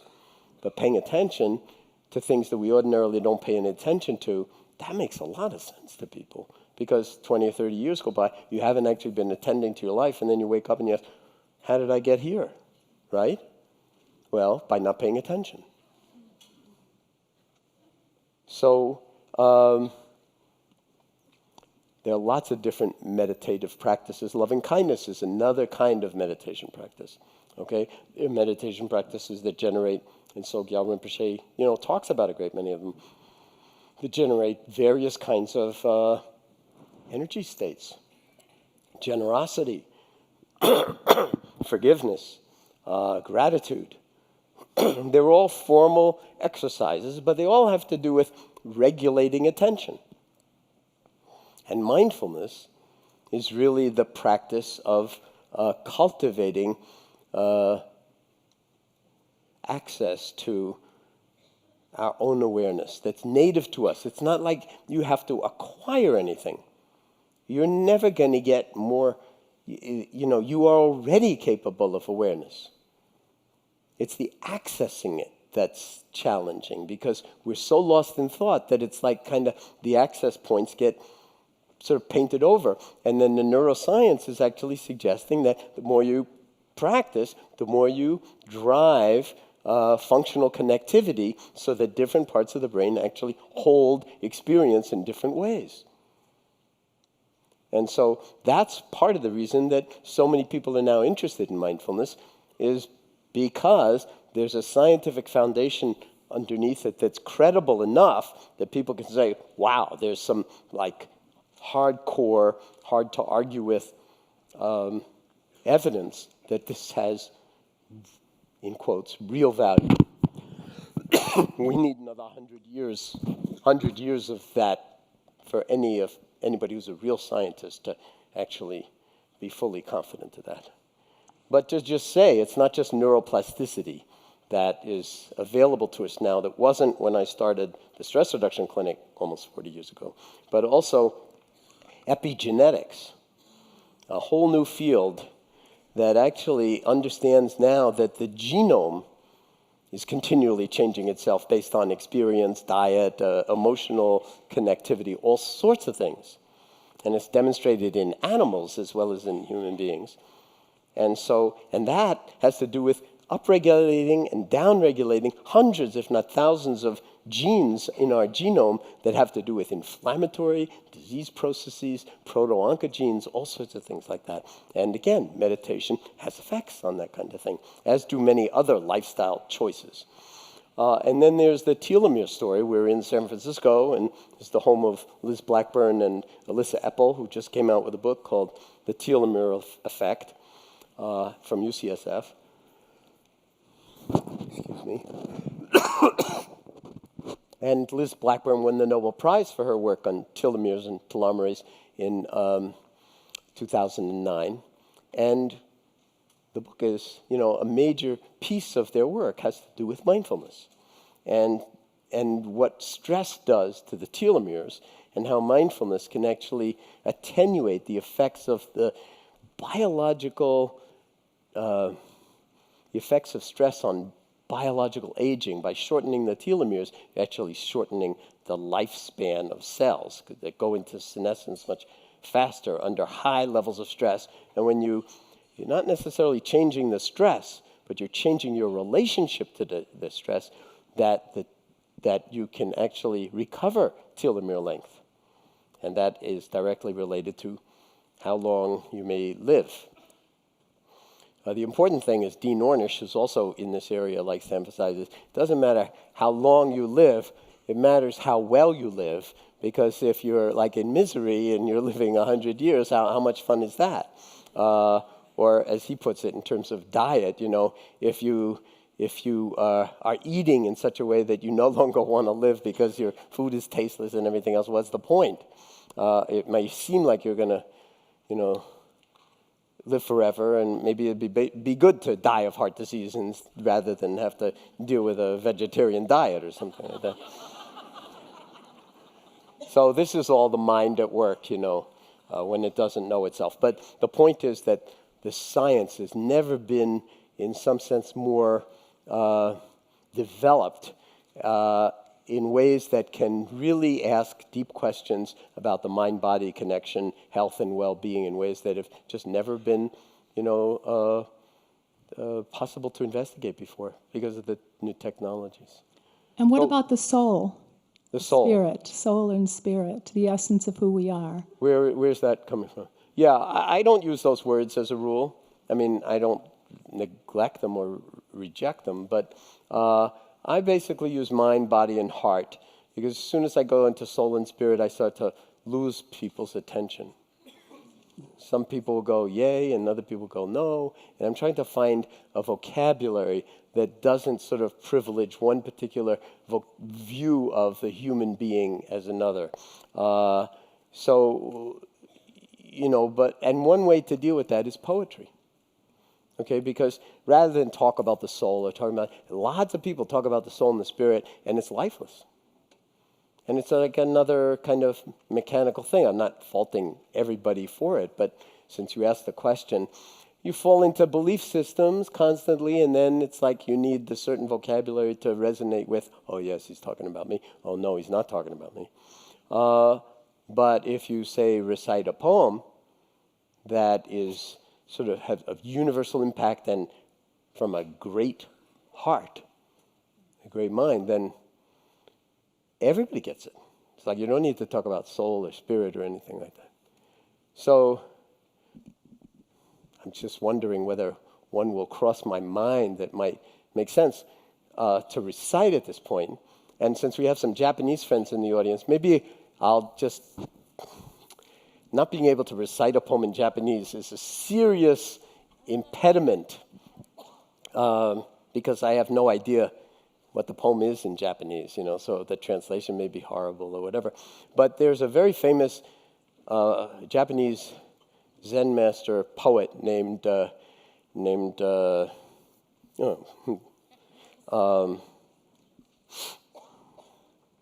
Ryokan, thank you. Named Ryokan, who wrote a poem. The last few lines I already quoted several times in the guided meditation. The last few lines are just this. Just this. So this is the whole poem, the story of Ryokan. Now, he's one of the few people, at least outside of Japan, who's known outside of Japan from that century. And he was like a wandering monk and poet, never did anything. He didn't do anything. He didn't work, All of the people who work, none of them are remembered, at least outside of Japan, in terms of their legacy. But Ryokan, who did nothing, just wrote poems in total poverty. So he would beg food in the villages. He would go around. He lived in the forest, and he would beg food. And the poems are exquisite in English. So let me see if I can remember it. So he would play with the kids on the village green. He was like old crazy monk playing with the kids on the village green. And this is the poem. First we braid grasses and play tug of war. Then we take turns keeping a kickball in the air. I kick the ball and they sing. They kick the ball and I sing. The hours fly. Time is forgotten. The hours fly. People stop and point at me and stare. Why are you acting like such a fool? I could say something, but why bother? Do you want to know what's in my heart? From the beginning of time, just this. Just this.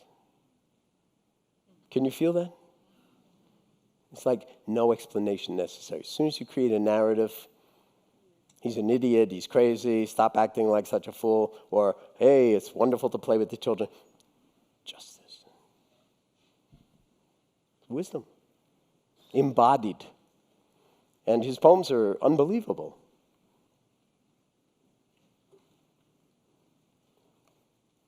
And speaking of whoever wants to sort of be remembered for something that you haven't yet accomplished in the future, read Ryokan, because he accomplished nothing and has such a profound legacy.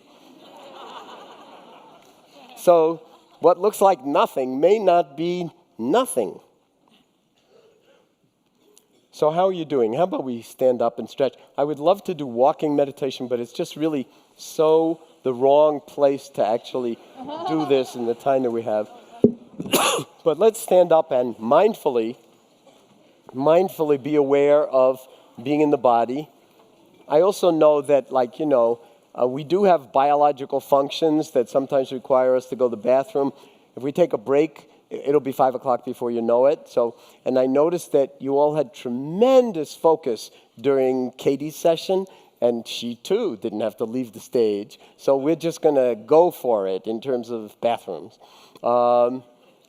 And we've got basically an hour and 5 minutes.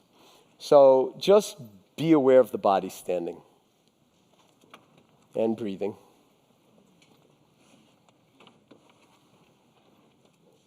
And just as we did in the more extended meditation, see if you can drop in right now. It's like no future, no past, just this.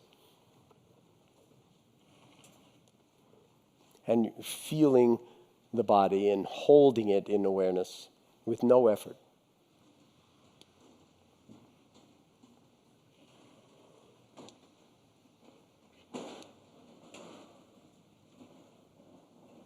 And maybe feeling the micro movements that, since we're not statues, we're actually moving while we're standing.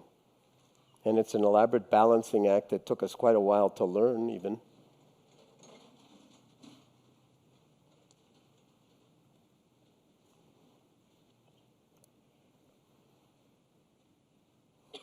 And notice how beautifully the breath enters the body and leaves the body. And it does it all on its own. If it were up to you to, we talk about like who's breathing, I'm breathing. But frankly, if it was up to you to be breathing, you would have died a long time ago. Whoops, forgot, dead. So you're actually not allowed anywhere near the phrenic nerve or the diaphragm or the brainstem or, all of that circuitry. You're not reliable enough to breathe. But you can make a big story out of, my breathing. I'm breathing. Lots of luck.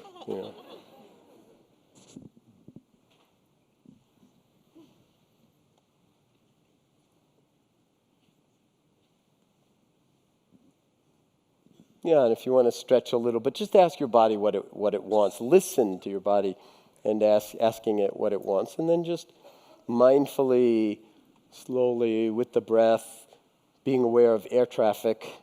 I've got a whole stage, but you've got, like, no stage.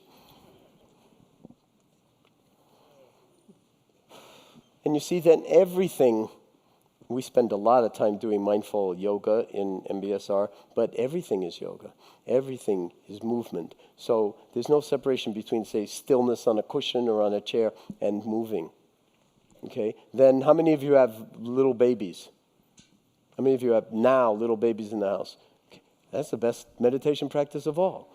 Holding the baby. And then moving with the baby and moving face, your face is moving together and everything. I mean, it's like, and of course, that's true for larger kids too. It just changes form in many ways. But there's nothing really, cooking vegetables, cooking, cleaning the house. There's nothing that's not like, vacuuming yoga, it's under the bed. It's like, you don't have to be a martial artist. You just, whoa, look at that swan, just get all those dust bunnies. I mean, there's doing the laundry meditation. I mean, there's no end to it. So life itself becomes the practice. So let's take our seats again.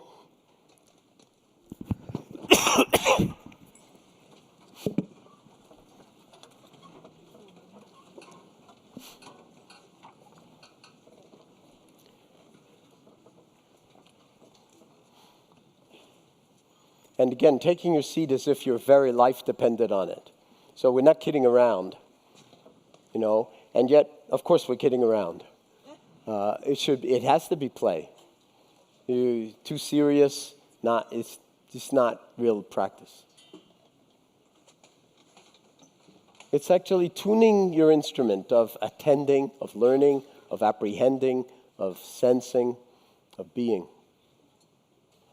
And then, as I said, quoting from the Heart Sutra, there's no place to go, nothing to do, nothing to attain. That's important to know from the very beginning, not from like after you've been practicing for 30 years and then you discover that there's no place to go. No, because you could spend 30 years trying to get to some special effect.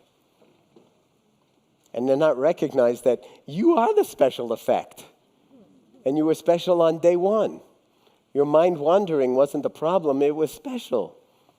It was you that misapprehended it as like, I'm a bad meditator. And a lot of those things that, how many of you heard Dan Harris's talk? Dan Harris is talking about a relatively small kind of group of concerns about a particular perspective on meditation. And it's beautiful. But the first question is, am I doing it right? So, or one question is at least, am I doing it right? I don't remember if it's the first question. But the answer is, as long as you're doing it right. Okay? If you're willing to be with whatever arises, you're doing it right. If you're lost in thought all the time and you're aware some of the time that you're lost in thought, you're doing it right. Keep practicing. So be as generous as possible, because in the first 20 or 30 years of meditation practice, you kind of say to yourself, at least in my experience, that I'm meditating now. I'm doing the meditation. Anybody else ever say that to yourself, that I'm gonna sit now, I'm gonna do the meditation? Raise your hands up high so I can feel that, everybody. So, but after a while, it's like not quite true. It's more like the meditation is doing me. When I give myself over to the domain of being, the world is actually collaborating in revealing the actuality of things instead of the stories that imprison us.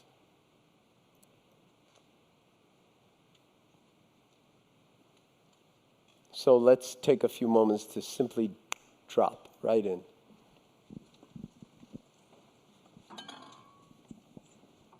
No place to go, nothing to do, nothing, no special something good feeling we're trying to attain, but to just be aware of how it is in the body right now.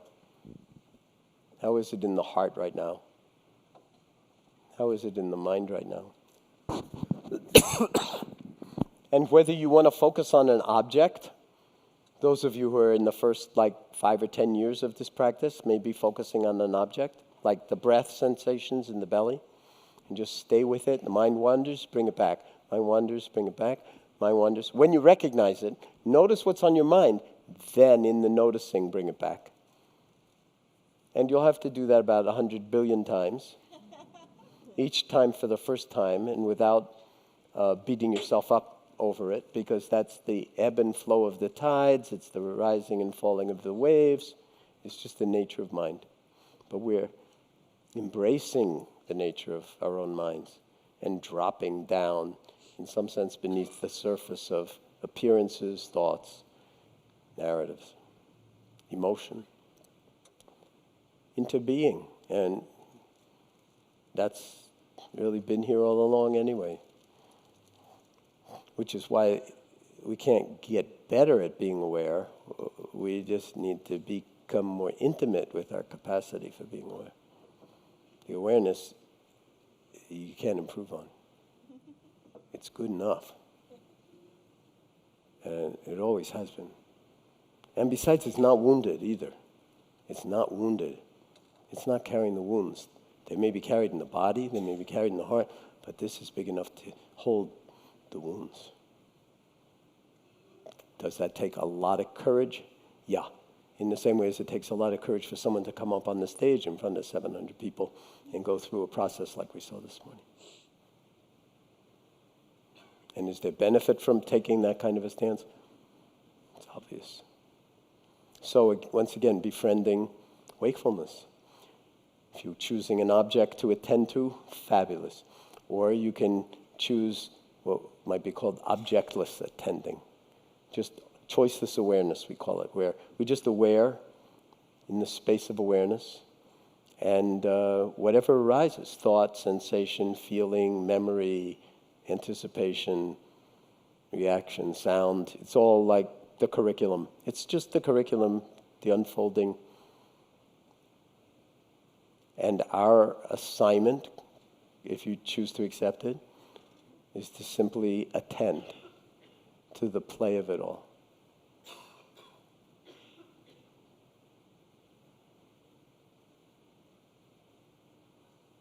And not get caught with your personal pronouns overexposed.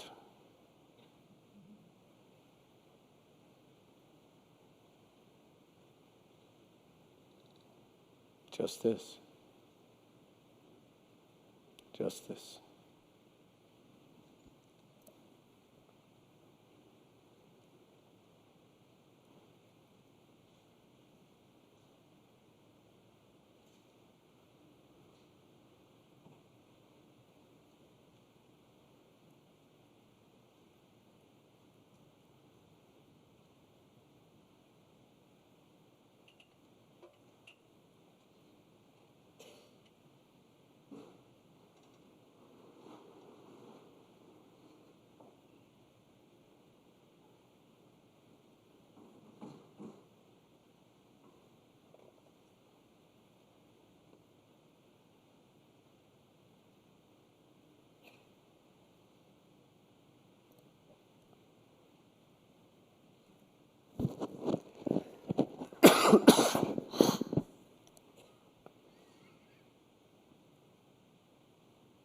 So let me ask you a few questions in this moment of being.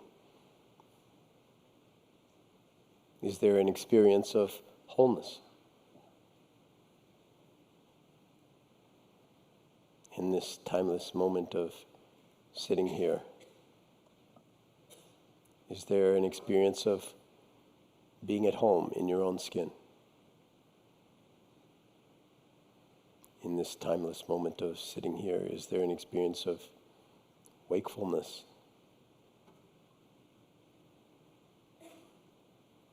And in this moment, is there an experience of completion?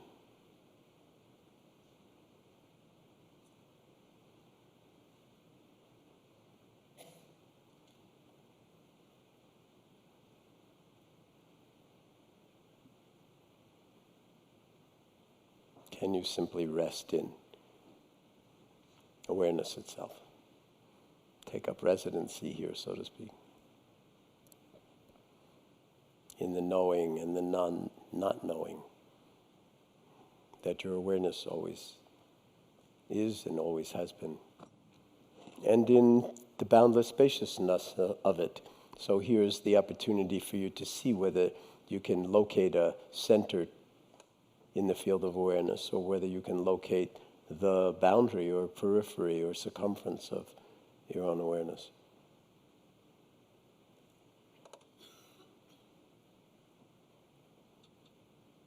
And just allowing everything to unfold as it unfolds. Whether the breath is serving as your primary anchor, or your breath in the body as the primary object of attending, or whether you're resting in the wide, boundless spaciousness of awareness itself, outside of time, underneath thinking.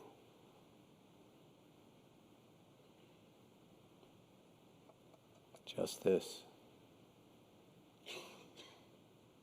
Just this.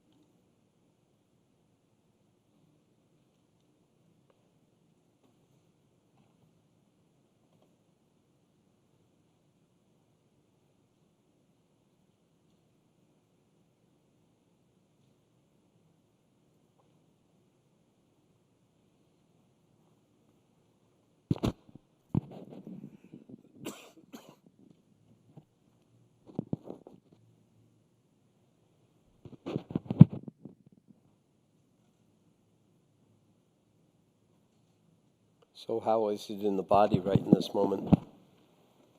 Even with the carriage of the body, has the body collapsed, or is it as erect and dignified and alert and attentive as in the first breath? Because there is only this breath and only this moment.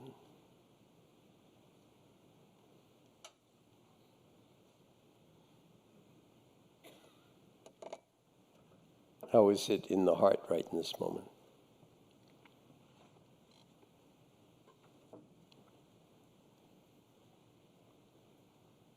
Just checking in, not through thought, but through pure awareness. How is it in the body? How is it in the heart? How is it in the mind?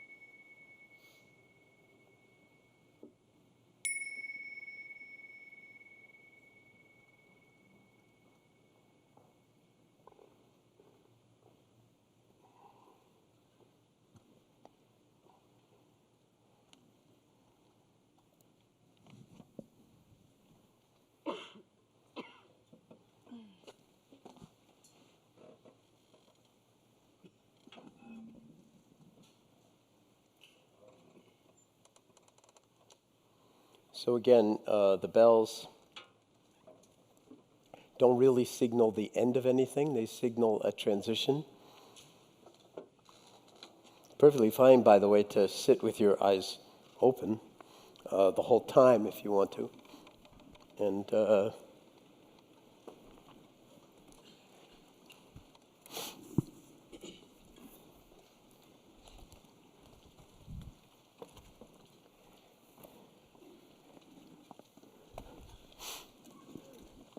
and then think for a moment, let's conjure up tomorrow, or the next day, or the next day, and the next day, and the next day. Could you form the intention to make some time during the day to actually drop into being in the way that we've been practicing, and probably the way you've been practicing for many years. But sometimes, practice tends to get stale or habitual or a little rote. That's a killer. And the only thing that is making it rote is the fact that you might not be paying attention, really. As soon as you pay attention, like you're awake and everything's pretty interesting. But given how hard this is for us human beings to do, to be mindful throughout the 24 hours of the day, it's really helpful to tune the instrument at the beginning of the day or whenever it works for you in this kind of formal way where you take your seat, whether it's on the floor, whether it's a cushion, but some kind of practice that really invites deep stillness and deep listening, deep attending and deep not knowing. And just taking up residency there, resting here, being that. And so can you visualize now, tomorrow, or on an airplane, if you're going on an airplane, or back at home, doing this like without hundreds of people in the same room? Of course, at any moment that you're doing it, there are not hundreds, millions of people at the same moment doing it. It's just like the room is as big as the earth. When the room becomes that big, we're all in this together. But to really give yourself over to, I can just say from my own experience that it's really valuable to do it over days, weeks, months, years, decades. Whether you feel like it or not, whether it feels good or not, that something is taking shape that's not really you doing any of the work, whoever you think you are. But it's the deep listening and the willingness to be present and attend and drop underneath thinking or rest before thinking or notice the tyranny of thinking that actually is liberative. And it's cumulatively liberative. In terms of everyday life, and again, I just totally apologize for coughing my way through this thing. I'm in like the 5th week of this thing, and I could have like said, okay, I'm not going to come here. And I just felt like I'd rather come and cough my way through the whole thing than to not come. But I hope you don't feel like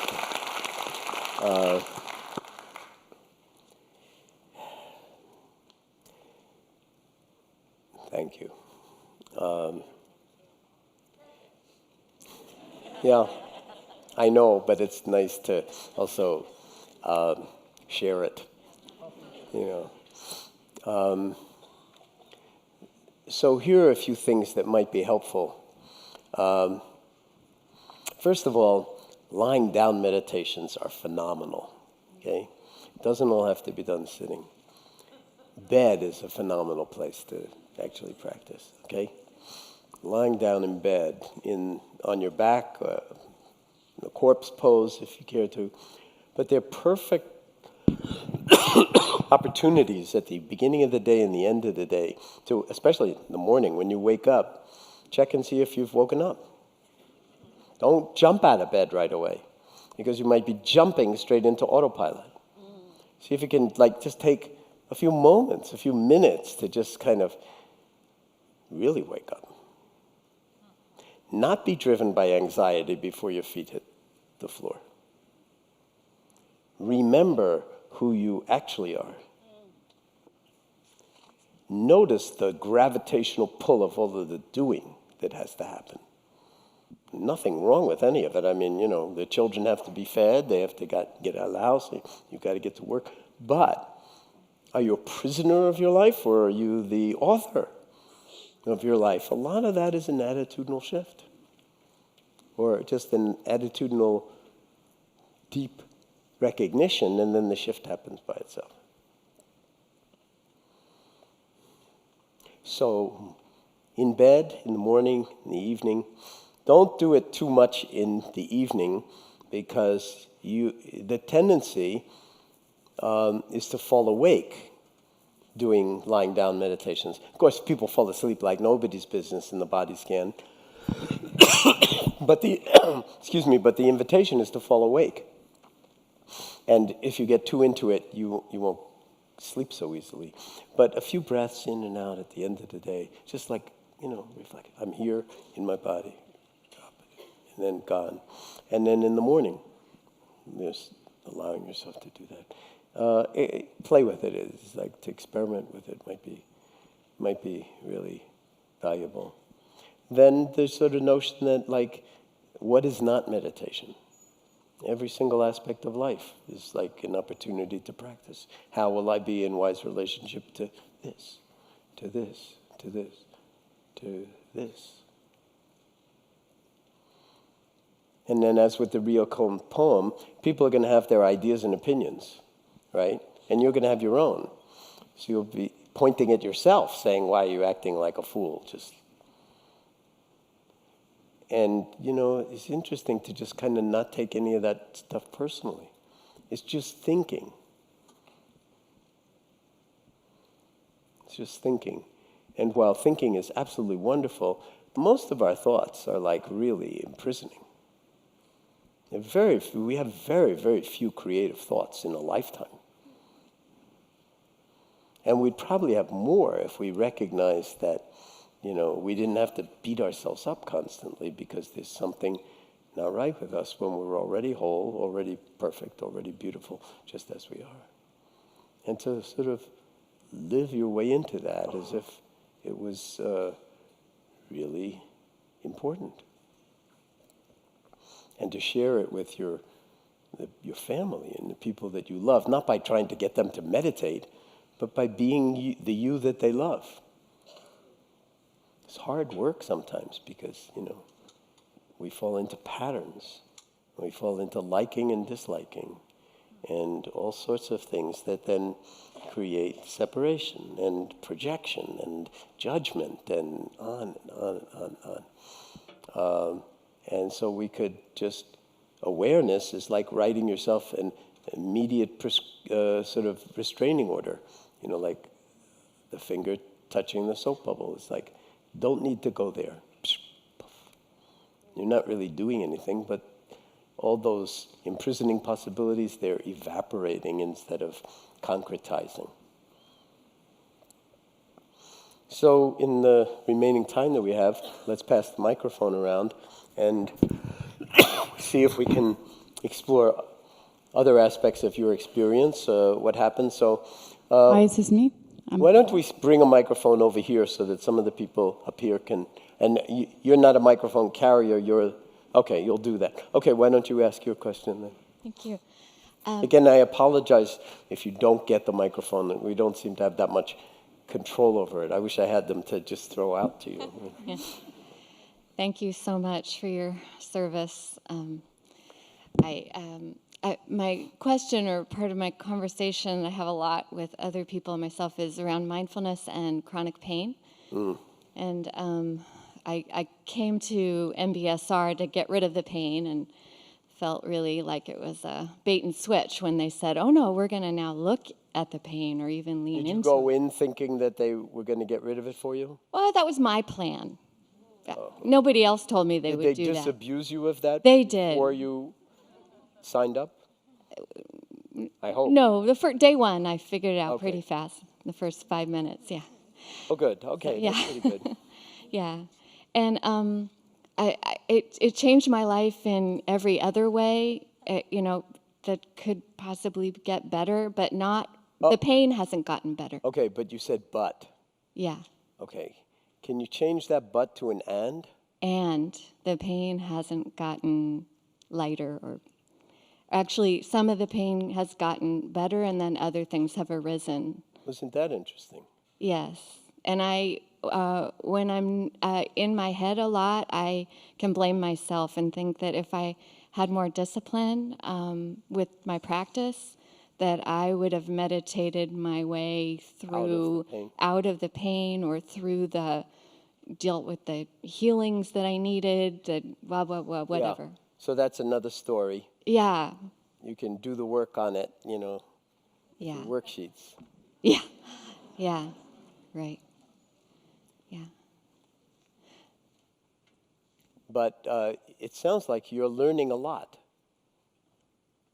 And that your pain is teaching you a lot too.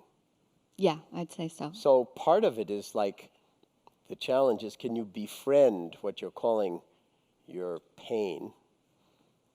And can you actually maybe play with not using the word pain, because it carries a lot of baggage with it, and just allow it to be sensation. Unpleasant sensation, perhaps. Intense, unpleasant sensation in the moment. And investigate those moments when it is arising. How are you in relationship to it? And just look. Excuse me, it's the same as the inquiry. Look, investigate, ask.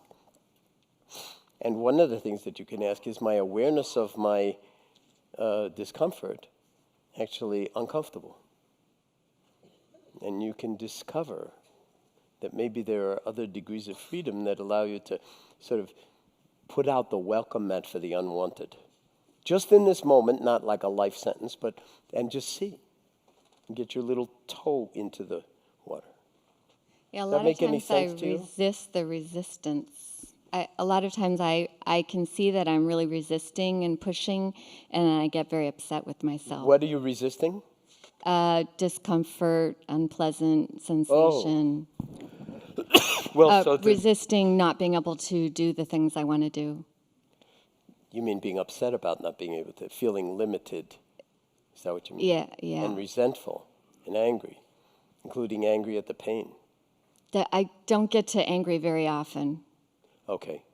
But still, it's an It's under impediment. there. So does it make any sense when I say, see if you can extend more befriending to the unwanted?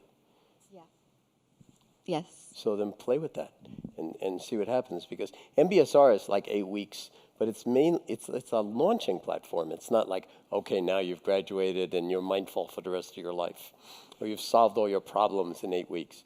No, it's a lifetime's engagement. And have you ever actually expressed any gratitude to your discomfort or the parts of your body that are hurting or limiting your ability to do what you want to do, and expressed any kind of appreciation for them and what they're teaching you? Yes, but not in the moment that the discomfort or unpleasant sensations are really up. Yeah, later. It's later. Theoretically. Yes. In thought. Yes. Try to do it in the present moment. I mean, really, like, drop in that moment. It's a great opportunity. It's an occasion. The pain is there anyway. See if you can drop in. All meditations don't have to be as long as we've been practicing. It's like one in-breath, one out-breath. But that might change your relationship to your situation in very interesting ways. Okay. Okay, so play around with that. Thank you. I know there's a hand there, but there have been people down here that... Yeah, it's here. I'm here. So where are you? I'm at the top. You're at the back. Okay. To your... I see you. You see? Yes. Hi, John.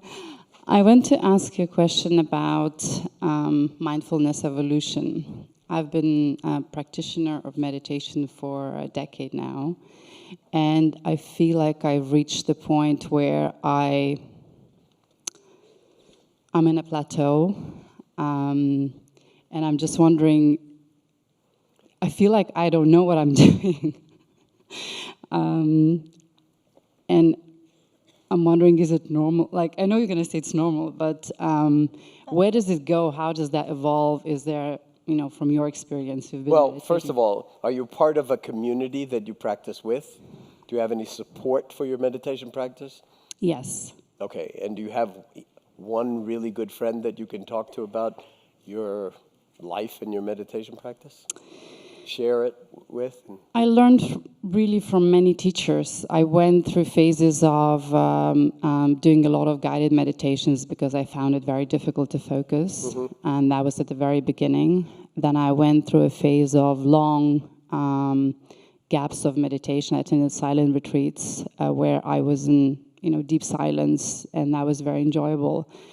And now I feel like, so what's next? In a sense of, I understand that there is nowhere to get to, and I don't want to actually get to anywhere. But what is really, from your teachings, what is the ultimate goal of mindfulness? Just this. Yeah, but so we all become mindful one day. We all meditate in the morning, set the intention. I mean, we're going into concepts now. Is that right? We're going into visionary, future predicting about where the whole mindfulness movement is going, or how stale your practice is becoming. I'm just asking. They might be too related. They might. Good insight. Yeah. So the first is kind of the thing about like where the whole mindfulness movement is going. I don't think that we need to give that any. This is a day of practice, so we won't talk about that. Interesting as it may be, the real question is what you're yearning for, what you're longing for that may not be, that you might feel like is not fulfilling in a certain way. That you want more, you want something else. I'm interested in that. Can you say more about that? I think my perception early on in my journey was that I will have more joy and I will be more excitement will be in my life. And I have 2 small children, so it's not missing in my life. I have going on at the moment I wake up, but it's, don't know. Well, let's stay with that for a moment if you're open to it. Yeah. First of all, you have 2 small children. How small? 6 and 10. Okay. And I teach them meditation. You teach them to meditate? Yes. Are they happy about that? They love it. Oh, okay. Every time I put them to bed, they say, "Mommy, can we do a bubble meditation?" I teach also other people how to meditate. And I know that you are involved with mindful schools, and I'm trying to bring mindful schools into our school. So. Where are you located? Palo Alto, California. Yeah, a lot of suffering there. Is that what I'm feeling? Well, I mean, there's a lot of suffering in the Palo Alto schools. Yeah.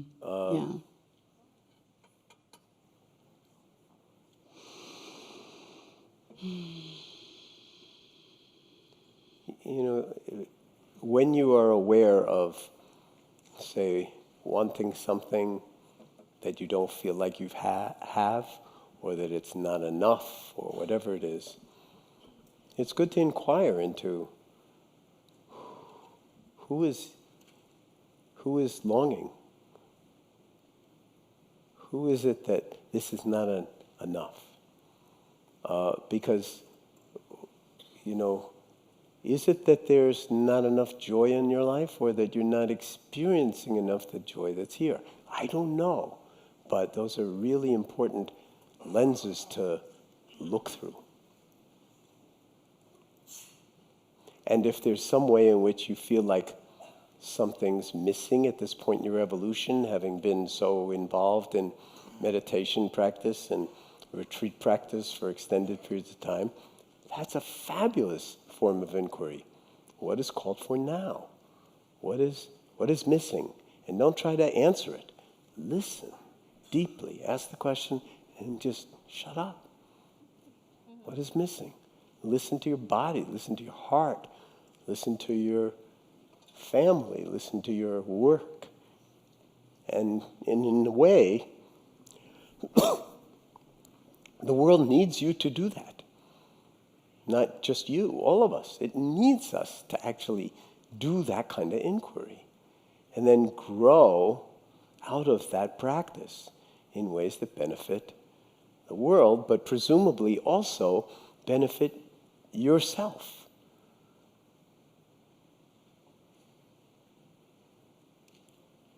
And the way to do that is to get your ass on the cushion more without an agenda, except to listen deeply and be patient and be awake. And whatever, by nature being human, things will come to you. And you can sort simply by observing until you feel some resonance, some opening, but without striving to get to any place. I don't know if that's helpful or not, but No, that's very helpful because my initial actual inquiry was, you know, when you guided us through the initial meditation and you were saying, drop the intention to be aware, or something in like that. it wasn't that. Drop the intention. No, there was drop the agenda. There's a big difference between dropping the agenda. No, so and I was, you know, because still the agenda is okay. The agenda is to be aware. Let's turn that on its head. Like, you know, Katie likes to turn things around. See that? Is what did you say? The agenda is to be aware? The intention of the meditation Yeah. is to be aware The meditation. of what is in the now. The meditation is awareness. Yes. There's no separation. So what you're looking for, you already have. Or But you looking is still an act of intending of looking. There is an intention there of looking. well, there is until there isn't. There can simply be the attending, no more intention, because it's like it's just who you are. You don't have to have the intention anymore in some kind of artificial way. Want to give up the microphone? No, no. Just, you know, what is missing? In my life, nothing. I think I'm.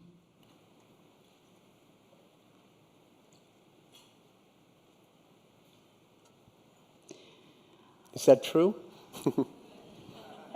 No, it's yes, in the life, the human life. I mean, but I think what is missing that complete, like I'm still holding on to the truth of who I am. In a sense, I'm still, like, you know, Katie was talking today that when you dissolve, you just flow, become in that flow, and I think holding on on the bank of a river. So to a reified sense of who you are. Yes, to my sense of self. I think you've just answered your question.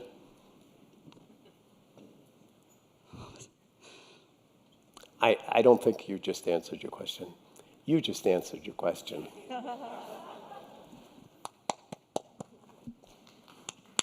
Thank you. Thank you. Yeah. I've been meditating about Hold it a little closer. I've been meditating about 1 to 3 hours a day now, and a lot of that is a body scan.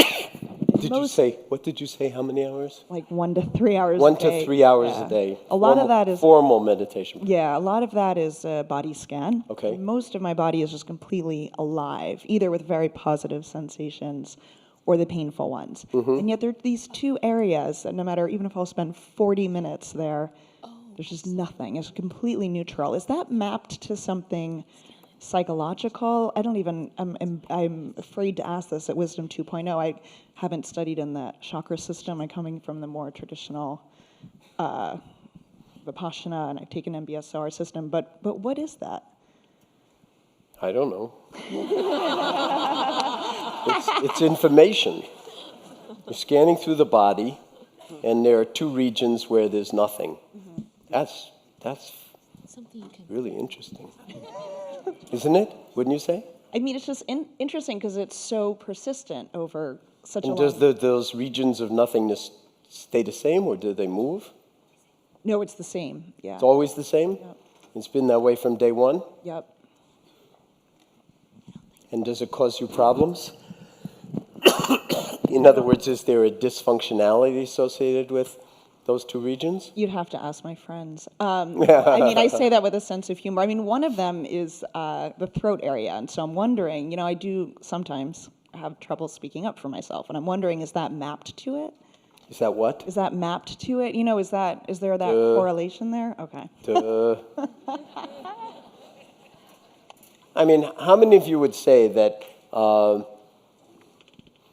it's hard to find your true voice?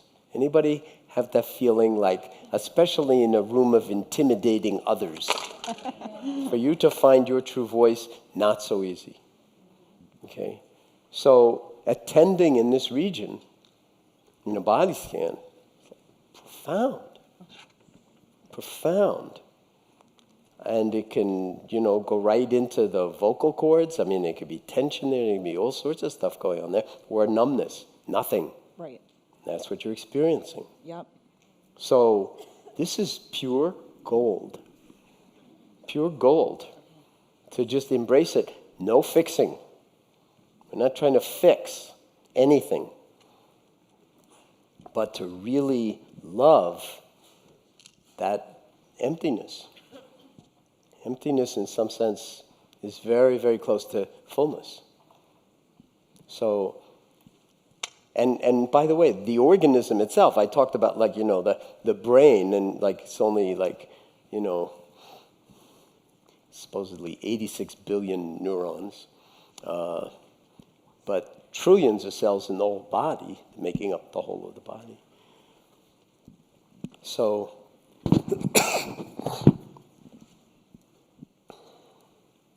when you attend in this way, the body is continually changing itself. It's not just the brain, it's everything. So, to a degree, that's healing going on a sort of molecular and atomic level, so to speak. At the same time, that the healing is the coming to terms with things as they are. So you're not trying to fix anything, you're simply recognizing there's something here that's empty now. And don't make a big story of it. Okay, which is easy to do. But to recognize the link to sometimes you not being able to fully present yourself in your authentic seeming or being with your true voice, well, you're not alone in that one. That's a developmental arc that all of us are kind of, engaged in to one degree or another. Non-trivial. That's the meditation practice. It's not something ancillary. That's it. Okay? Is that helpful? Anything Super else? helpful. No, I was just going to say I came to learn from you, so thank you. And someday... No, you didn't learn anything from me. You learned it from you. I mean, I just reflected the mirror back to you. Someday I do hope to bring you to New York City for a group of tech founders to do this for us. Okay. Sometime before 2020. As a native New Yorker, I mean, I'm not averse to New York City. Cool. I'll send you a note. Thank you. Thank you. Hey, John. Yes, where are we? I'm way in the back. Got you. I will be very quick because I know it's almost 5. My name's Gretchen. First of all, I want to thank you for... do I sound okay? You sound marvelous. Well, thank you. I want to thank you for calling it heartfulness, because I think mindfulness gets us into the mind, which gets us into the thought. So I'd love to hear a little bit about the difference between mind and thought. But my question is, my father's a therapist and a big mindfulness proponent, been meditating for 20 years, and he was diagnosed 5 years ago with Alzheimer's, and he continues his mindfulness and meditation practice every day. And I wonder, I will use the word spirit, that this awareness, let's call it awareness. You can call it spirit if you want to. I wasn't knocking soul. Well, both. Awareness, spirit. Just careful about my own use of words, including spiritual, which I almost never use. But it doesn't mean it's not a good word under certain circumstances. So if that that touchingness, touching that awareness, being awareness, feeling being awareness, isn't coming through the brain tissue, where is it coming from? Or if it is coming through the brain, will he lose it? And have there been any studies on this? I don't know.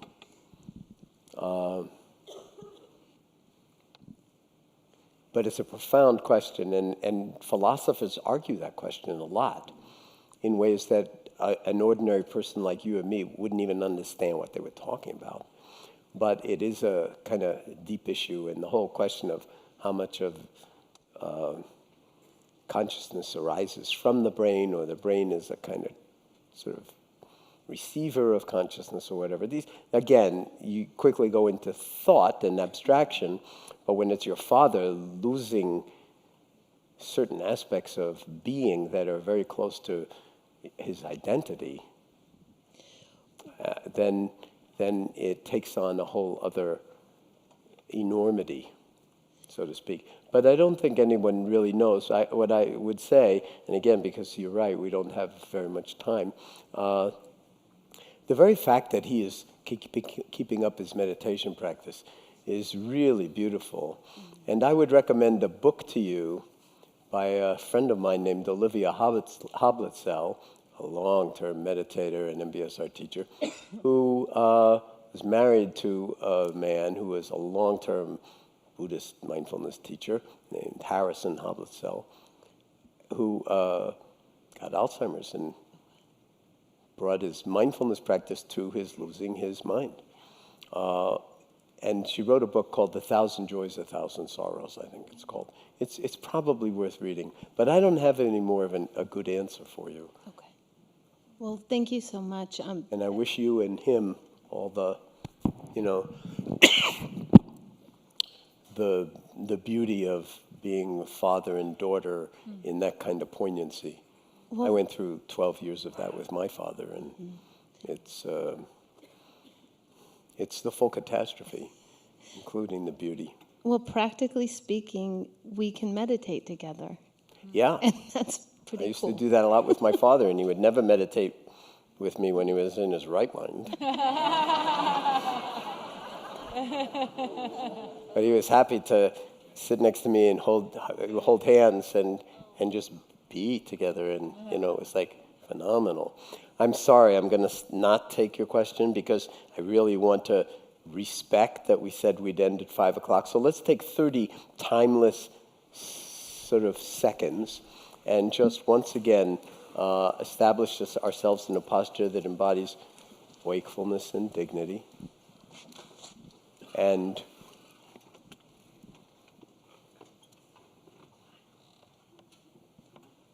dropping immediately into the boundless spaciousness of awareness itself. And on the basis of this whole practice day, not just the afternoon, but the morning as well, is there any one intention that is asking to formulate itself inside of your heart in this moment? Anything that just springs into the heart in terms of a kind of an intention for going forward,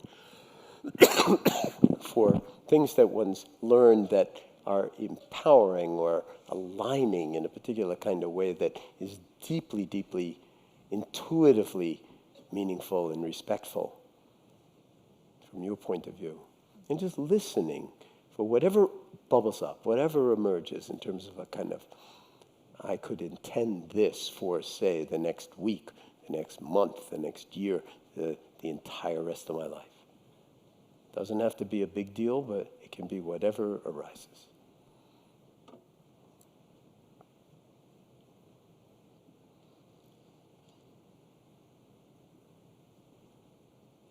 And I just want to close by thanking all of you for your presence here today. This really is a celebration of what's, I think, deepest and best in us as human beings. I know that there are people in this room from all over the world, young people, middle-aged people, seriously elderly people on the stage and so on, in this moment, that there really is a global community of intentionality around giving birth, if you will, to something that is so human that it doesn't fall into dualistic opposition, but that recognizes the common humanity of all of us, and then we find ways to navigate that actually respect that, but also respect our own values and integrity, and support people who are being harmed or who are the most vulnerable in our society or are the most othered and the most set aside in our society, and to find ways to do that that really are have integrity and that are joyful and mindful and heartful. And I think that we all, the world will just be so much more luminous and real when we give ourselves over to that enterprise, which is really as much a being as a doing. So when, again, the doing comes out of being, that's really the only hope we have, that it won't create the kind of oppositional stuff that we're so faced with every day. I also want to say that it's been an absolute honor for me to share this time with you, and notice how quickly an afternoon went by, a morning went by. It's like blip, blip, blip, and it's 5 o'clock. So I just really wish you well wherever it is that you're going to wind up in the next day or 2 or 3. And then to keep up your meditation practice, formally and then informally, even more importantly, just for the rest of your life. No kidding. As if your life depended on it, because if you formulate that kind of intention, you'll just do it. People used to ask me all the time, like in professional training programs, well, you haven't mentioned mantras, you haven't done anything about mantras. So finally, I'm just telling you this kind of off the cuff, that people, one day I just said, okay, at the end of a 7-day retreat, professional retreat, I'll give you a mantra. Here's a mantra for you. Just fucking do it.